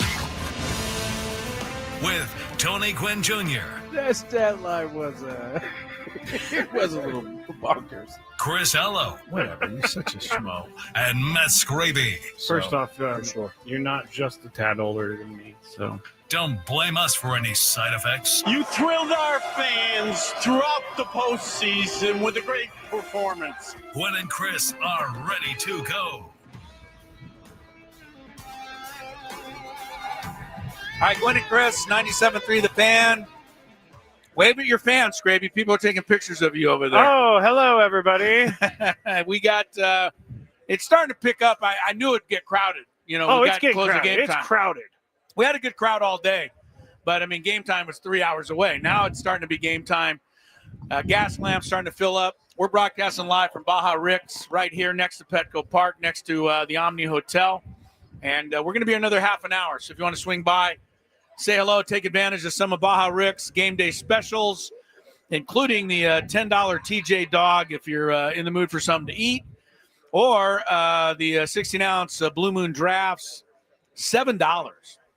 You're not going to find a deal like that, Scrape, very often. Santo Blanco shots for $8 and a whole bunch of great stuff. Baja Rick's taking great care of us in the Gaslamp, and they'll be taking care of you. Yes. Happy Hour, which is what we're in right now. There we are. Here at Baja Rick's and elsewhere, is brought to you by GL Pools, the swimming pool experts trusted by thousands of San Diegans since 2006. The Padres are still going strong this season, and your pool should be too. Don't let algae, broken equipment bench your backyard fun. Call GL Pools and mention radio for a free month of pool service. You know this guy right here, Scraby? Andre. That's Andre? Yeah, that's Andre. What's up, Andre? Andre said he could beat you in Chris versus the Fan, so I told Andre, and Hambino told Andre to call in and try to take you on next time. If Andre loses, do I get to break his other finger? No, that is Poor weird. kid, he's got a broken finger over here. He's working That is hard. weird. He's working hard studying his trivia. If he loses, can I push him down some stairs? No, he gets to do that to me if I lose. Oh, okay. Well, then, yes, that would be perfect. Andre, call in one day. Yeah. We'll play. Joe's over here. She won the tickets. Congrats, Joe. Nice job, Joe. Way to go. She's with her mom. You're bringing your mom to the game? Isn't that nice, Joe? Yeah. You ever take your mom to a game, Scrape? See? You know what? This was a recent conversation because she claims that I've never invited her. That is not true. All right. That is not true. I have tried to take her to at least 3 or 4 games, and she said no every time. Yeah, well, Joe is doing it. Joe's taking her mom to the game tonight. I think that is a really nice thing to do. Yeah. Padres and Diamondbacks, game 1 of the series, tonight at Petco Park, and then we got the weekend, and then we're all going to Chicago. Skraby's renting a plane for all of us. Oh, that'd be fun. We're all meeting Monday morning at... I'm flying us to Chicago. No, you don't have to. Skylar will fly us to Chicago. Oh, she's an actual pilot. That's not fun. Our girl in the back, Skylar, works at the radio station. She is an actual pilot. She is an actual pilot. So we can just... All you have to... If you guys can come up with a plane... Then we got the pilot that can fly us to Chicago. I think she already has a plane. Well, I don't know if she has a plane. I don't know if she owns the plane. She doesn't. We need somebody who owns a plane to bring it to us Monday with Skylar to fly us to Chicago. Yes. And then Tony will get us tickets probably. Yeah, right. He'd love to do that. He would love to give us tickets. We have to give away the Fernando Tatis Jr. signed ball. So if you're in the area, we're going to give you until 5:10. So 6 minutes. Oh, boy. To get down here and get your name in the hopper. If anyone sitting here at Baja Rick's has not put their name in for the Fernando Tatis Jr. autographed baseball, head on over to the Great Hambino, and he will help you out there. So we'll do that at 5:10. Chris. One more quick thing to take care of. Matt, this guy here in the jersey. Mark, sorry. Mark, thanks for coming up and saying hello. Yes. Very nice. There's his SD tattoo. He's got a tattoo, but he said he's a big fan of the show and has listened for a long time. We appreciate you. And he also said that this week, he just discovered that you can watch on YouTube. He's more technologically advanced than you. But no, he is. But it's a reminder to everyone else listening out there that if you don't know, you can watch the show. Yes, you can. On YouTube. Just go and search 97.3 The Fan. Thank you, Mark, for that. Very cool. Yes. All right. I also like seeing fans' jerseys too. Like Mark has a Hassan Kim jersey. You know, he's been a Padres fan for a while with the Hassan Kim jersey. You can't just buy a Hassan Kim jersey today. I got to be honest, too. If I had a Hassan Kim jersey, I might have to trade it on in. Oh, what do you mean? You know what? I just thought of something. What if every team had a jersey exchange, something like that? Like you could trade your Hassan Kim jersey because he's no longer on the team, and for a cheaper price, you could get a jersey of a guy that's on the team now. I don't think that is a money-making opportunity. Never mind. They already have enough money, these teams. Wouldn't it be just a nice thing to do to your your fans? I'm with you. I mean, how about taking care of your fans one time? I'm not calling just the Padres to do this. I'm talking about any team. The only time I've ever seen this is the Aaron Hernandez documentary I was just watching, and the Patriots said you could come and turn in your Aaron Hernandez jersey. We'll give you one for free. Give you another one. Yeah, for free. All right. Well, there you go. So there was some circumstances to Aaron Hernandez. But they did it. And you know what? The Patriots franchise did not fold. It didn't fold. Of course they didn't fold. Exactly. They were in the middle of like 7 Super Bowls. Exactly. So if you have a jersey of an old player, a player that's gone, now I'm not going to say retired. A retired player, that you keep that. Okay. But in this day and age of free agency, where players change every 5 minutes, isn't that one thing that in your mind kind of you'll say, you know what, I don't want to buy a jersey because I'm afraid that player will be gone. There is some sort of thought to that for sure. So I think you say, hey, if the player's jersey you buy gets traded or, free agency, I mean, you don't have to give me a free one, but you should offer some sort of discount if I trade it in. I think it would be a nice thing to do for your fans. Now, I think, okay, you're onto something with the trade because trade is something that the team is orchestrating. They're sending players away. So you should just swap the jersey of the player you're trading for the player trading away. No. Trying to meet the guy halfway. You can't meet the guy halfway. I have a Jarvis Landry Dolphin jersey that I can do nothing with. I have a That's your fault. Right. Well, but I mean, he was a star at the time. That's my point. He was. That's my whole point. I haven't thought about Jarvis Landry in years. Right. But I'm just saying, I have my Tannehill one. Yes, we have a Tannehill. You have a Tua. I do have a Tua, but I won't wear that in public these days. Anyway. I have a Patrick Willis 49ers jersey. That's basically all I got in the jersey department. I'm not much of a jersey guy. I think it would be really a nice touch for some team to offer that up. Because, I mean, I like Hassan Kim, all right. And you know what? You don't have to, right? If you want to keep your Hassan jersey, totally, you can. Totally. They don't make you do it. Yeah. Just an option. I do see that. All right. Jose Iglesias was our Friar Friday interview, and you'll hear that in just a little bit. Tony and I spent some time with him, and he has a great outlook on life. He's got a great outlook on life and a really good way of, thinking about baseball and the playoffs and everything. If everybody has his attitude, we're winning that series. Yeah. Next week. I agree. I'm feeling you. Here's a couple of things I came up with. Because I'm looking ahead to the Cubs series. That's pretty much the only thing on my mind right now. Mm-hmm.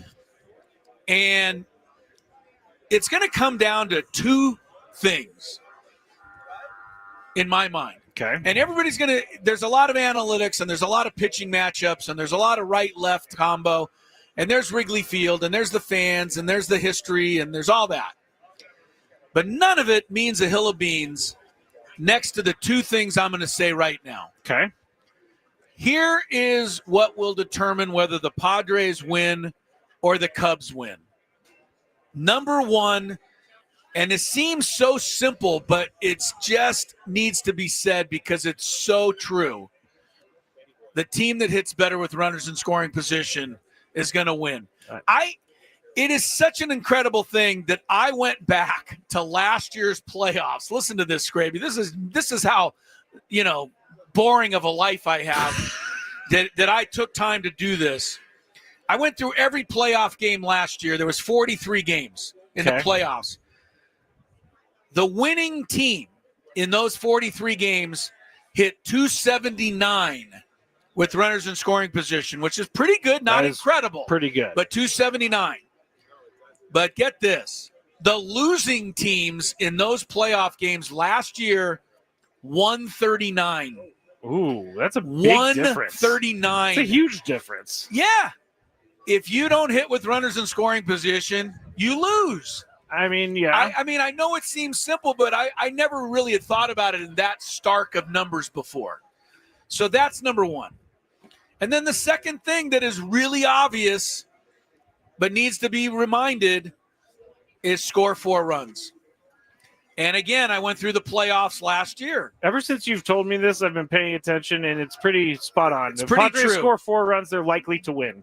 Last year in the playoffs, teams that scored 4 runs, 35 wins, 13 losses. Wow. 72%. So that's a difference maker. Last year, teams that did not score 4 runs, 8 wins, 30 losses. Dang. 21%. I know I'm not – it seems so simple and obvious, but it really is going to come down to those things. If you score 4 runs and get some hits and runners in scoring position, which is going to help you score 4 runs, yeah, it's going to make the difference 9 out of 10 times. Yes, it will. And all the rest of the stuff is, for fun. Get some 3-run home runs. Well, you get a 3-run home run. That's a big deal. Hit some grand salamis. Keep in mind, a 3-run home run is a hit with runners in scoring position. It sure is. It sure is. Keep that in mind. But, and I looked it up. For the season, the Padres won 72%. I'm sorry, one more time. This season, the Padres have won 76% when they score 4 runs. The Cubs, 77%. So it's not just the Padres. It's pretty much anyone. Anyway, 2 things Just to keep an eye on. 4 runs, please. Get 4 runs and get some hits with runners in scoring position, which will help you get 4 runs. All right, we're going to check traffic. Jose Iglesias is coming up shortly. More Gwynn and Chris from Baja Rick. We're going to give away the Fernando Tatis signed baseball right now to everybody who's here. For those who aren't, come on back with us after you hear some traffic.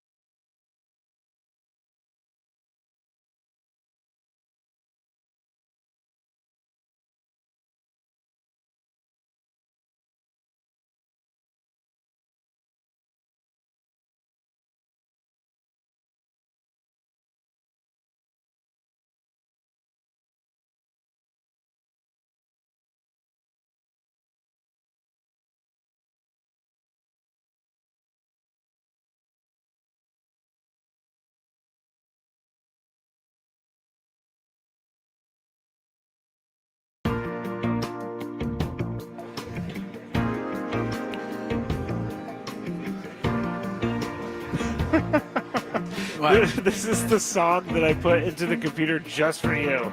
I felt like you would enjoy this song for some reason. Sounds like something from my day, yeah. Some yacht rock. It's a little old. Yeah. Kind of putting me to sleep, so. Well, you did just eat a huge cheeseburger quesadilla. I'm eating most of it. Let's get things back underway. We are at Baja Rick's here, Gwynn and Chris. 97.3 The Fan. Darlene just won the big Fernando Tatis Jr. signed baseball over there. Good for her. Thank you, Darlene. Couple of quick scores in the playoff race. World Mets 2, Marlins nothing, bottom 4. Reds are in Milwaukee, just underway, scoreless. Right now the Mets are 1 game ahead of the Reds for the final wild card spot. The American League, Tigers, 3-0 over the Bo Sox in the middle of the 4th. Cleveland trailing Texas 4-2, top of the 4th. And then for the AL East, Yankees are up 6-3 on Baltimore in the 4th. Blue Jays are tied with Tampa Bay 2-2 in the 4th. And there's always one of these games at the end of the season, Skraby. White Sox Nationals. You know, there's always like that one game between two teams that are both like 90 games out of first place. Yeah, it's very strange. You wonder how they're getting motivated to play that game. You know how they're getting motivated is they know they're done with the season in 3 days. Yeah. Paychecks can be motivating. Paychecks are very motivating. Yeah. Yeah, I would think when you play in a bad team, you kind of go paycheck to paycheck. When you're on a good team, it doesn't really matter, I guess. You certainly want to get paid, but yeah, you're not really thinking about that in the same way. That's a good point. Yeah. NFL weekend, Skraby, what do you got lined up? We got some good games. Philadelphia, Tampa Bay, both 3-0. Curious about this one. I think it's, a chance for the Buccaneers to show that they're for real because they've beaten 2 really bad teams, the Jets. And, well, I shouldn't say 2, but the Jets are bad. I think the Texans are not great. We're figuring out what's going on with them. And they also beat the Falcons, but all 3 wins for the Buccaneers are on final drives by Baker Mayfield. That is true. Philadelphia is, they're the Super Bowl champs. Both teams won in strange fashion last week with blocked field goals and crazy stuff at the end of the game. But this is in Tampa Bay. Mike Evans is out. I think that hurts. Yeah. But I don't know. I think Tampa Bay can beat Philadelphia. Philadelphia's looked, somewhat beatable this year. They have. I like what I'm seeing from Baker Mayfield. He just seems like he has found his spot, and he's found how he needs to play this game because he's not playing like the old Baker Mayfield. But he's playing with a ton of confidence. And a chip on his shoulder. Yes. And he's using that the right way. As fuel. The other thing is, I said it last week, and I'm going to stay with this, even though people don't agree necessarily. I don't think the tush-push can last that much longer. I think it's going to make it through the season because you can't change it in the middle. But I think that it's starting to almost be unfair. And I don't want to be a whiner because the Eagles don't play against my favorite team very often. But it really is becoming such an advantage now that instead of 1st and 10, the Eagles kind of have it 1st and 7.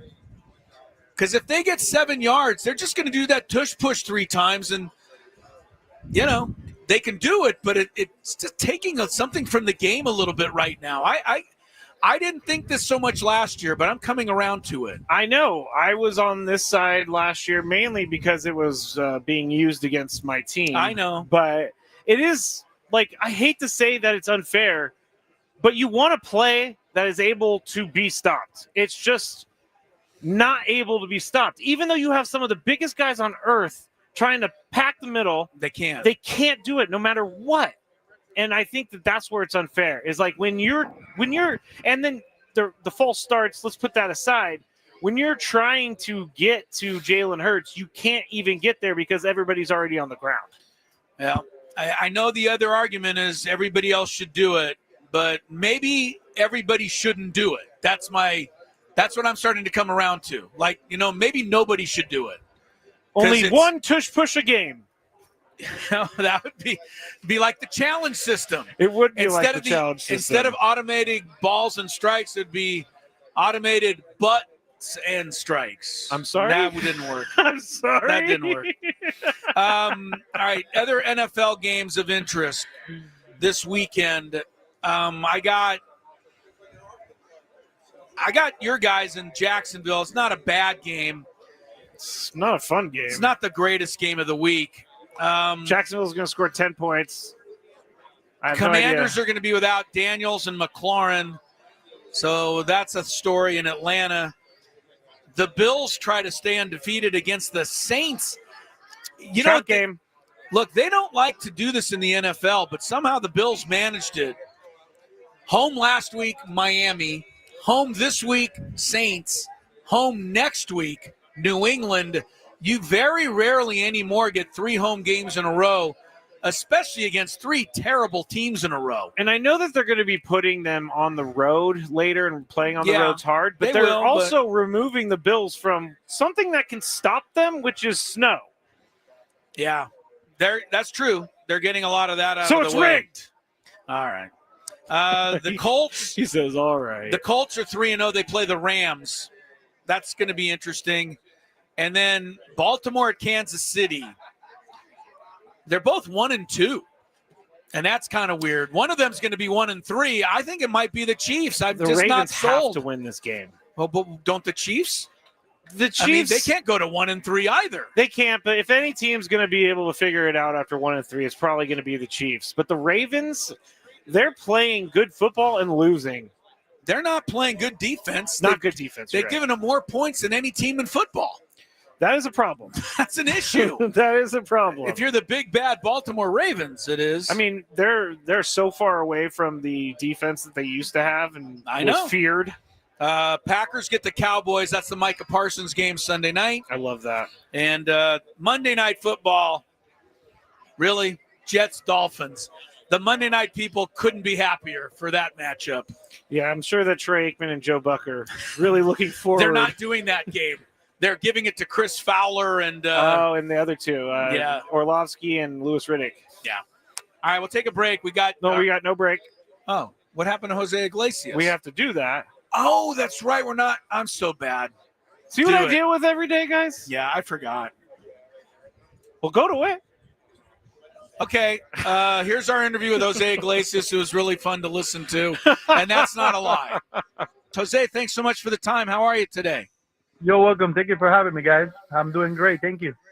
Always great to have you. And Jose, I had the pleasure. I know Tony was down in the locker room, but I was down there as well. And I saw you, having a good time, which I'm not surprised. You are kind of the leader in my mind of, enjoying and having a good time. So how would you rate our postseason celebration compared to some of the other ones you've taken part in? You know what? It's hard to compare. Every time you get the opportunity to be in the playoff, it's a privilege, regardless what team are you in.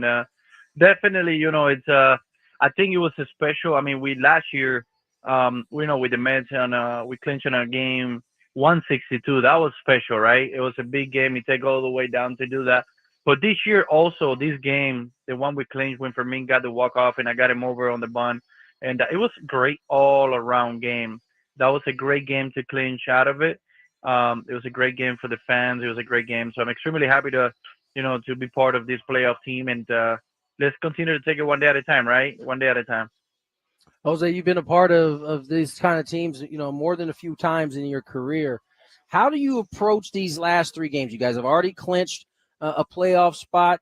I think the question now is whether it'll be here or whether it'll be in Chicago. Chicago making things a little bit tougher with their win earlier. But how does the team approach these last 3 games of the season? Listen, you said it right. I mean, we have tonight in front of us, and that's what we have to focus on. I think the most important thing at this point, I always said, is health. Unfortunately, we just, we lost Laureano. That was a big loss for us, but we got to keep pushing forward. We got to continue to play the game hard in the right way and see what happens, right? You're facing in the playoff, you're facing good teams. So it's about fundamentals, about pitching, defense, and put the ball in play. Jose, beyond some of those fundamentals, I mean, your Mets team last year that made it to the NLCS, and you guys knocked off two great teams to get there, Milwaukee and then the Phillies. So in your mind, what kinds of things are most important in terms of on the field and mental preparation to be successful in the playoffs? Listen, it's experience is important. Control your emotions, and it's all about compete. It's all about compete. I think all those analytic numbers and this and that, yeah, those are important to keep your eyes on those. But playoff baseball, it's about competition. It's about courage. It's about personality. It's about just hit the ball forward and pray. Because remember, you're facing the best pitchings against the best teams. So, I would say in general speaking, I don't have the stat in front of me, but power is going to be low. It's not going to be, a lot of power in playoff. I think it's going to be more it's always come down to a blooper. It's always come down to an error. So that's what's like defense experience and pitching. It's to my standard, not the standard of the game, is very important, especially in playoff. Jose, you mentioned having some type of success in the playoffs and really being experienced in the playoffs. And I think people on the outside here, having experience on your team is important, but they might not understand how. Can you explain how and when experience comes into play once these lights get bright in the postseason? Well, it's played under pressure. It's played under pressure that you got to be yourself. You got to not try to impress no one. And it's gonna be a lot of people watching to impress.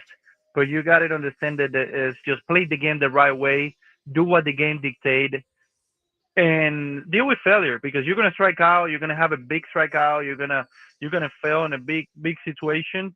But you might have another opportunity, and that's when the experience is in your mind. And you stay sharp for that next at bat, for that next ground ball. That's what experience kick in. Jose Iglesias, thanks for the time, obviously, and thanks for just letting us or coming to San Diego so we could watch you play every day. The thing that I loved, and I know Tony and we talked about, and the fans, is how fast your hands are. It is unbelievable. The play you made the other night, catching the ball, spinning around, throwing home, and I think any other runner than Terang, you would have got him out. So I was thinking, if you ever were grew up in the old West as a gunslinger, nobody would have been able to beat you, man. You would have shot them all down. Thank you for keeping me alive. Yeah, but did you ever work on fast hands, or is this something you just kind of had? Listen, I always say there is a gift, but there is also a lot of work. My dad growing up, all I took I was just taking thousands of ground balls every day. And the reps, it takes you there. There's definitely, a gift from God that I maximize and by doing those reps on the daily basis. Because when I was little, all I did was just catching ball all day long. Any object I have in my hands, I throw in the air and I catch it. I still doing it, and it's a non-stop thing. I love playing defense. I've been very blessed to do it for so long, and also to get recognized. So thank you for the compliment. And like I say, reps is the secret. And I always say you catch the ball with your feet, and the hands are just along the ride. That is, listen, young kids out there who want to be a good infielder like Jose. You catch the ball at your feet. Your hands are just an extension. Jose Iglesias joins us here, Padre infielder. And Jose, you've had about 14 years in this league. You've been very fortunate to play a very long time at this level. And it wasn't always the easiest for you. At what point down in your career did the light go on for you that you really started to figure out, okay, this is what I have to do to have success? You know what? It's never. I think by knowing that I would never figure this game out, I think that was the secret. I think that was the secret for me to stop being so hard on myself and start falling in love with the process of the things that you guys don't see, like the behind, like the weight room, the recovery, the nutrition, the sleep, the mental, all those are so important. I would say equal or more important than the game. You can't live on this game. It's a negative game. Is you can't live on results. So. I would say the last 4 or 5 years of my career, I've been falling in love with the process to get ready and play the game, and not being so caught up on results. And that helps me a lot, not just as a player, but also as a person. It's hard to detach after a game. It's hard to detach. Yeah. It's hard to detach your body. You know what I'm saying? Your person with the player. It's sure. two people, so it's hard to kind of separate it. But I think with time and experience, I was able to do that. Learn from a lot of Hall of Famers that I play with.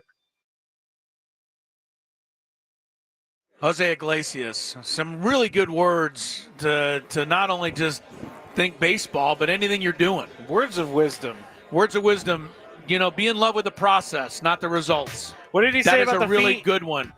You catch a ground ball with your feet. What he meant is you got to get position. Yeah. If you're in the right position, it's easy to pick it up. You got to square your shoulders, which means your feet are squared. Get your feet in position, and you'll pick up ground balls. All right, good news for Diamondback fans. The Marlins have tied the Mets 2-2 in the fifth. We got to thank everybody here at Baja Rick's, and we got to thank Baja Rick. Let's hear it for him. Baja Rick! For having us out here.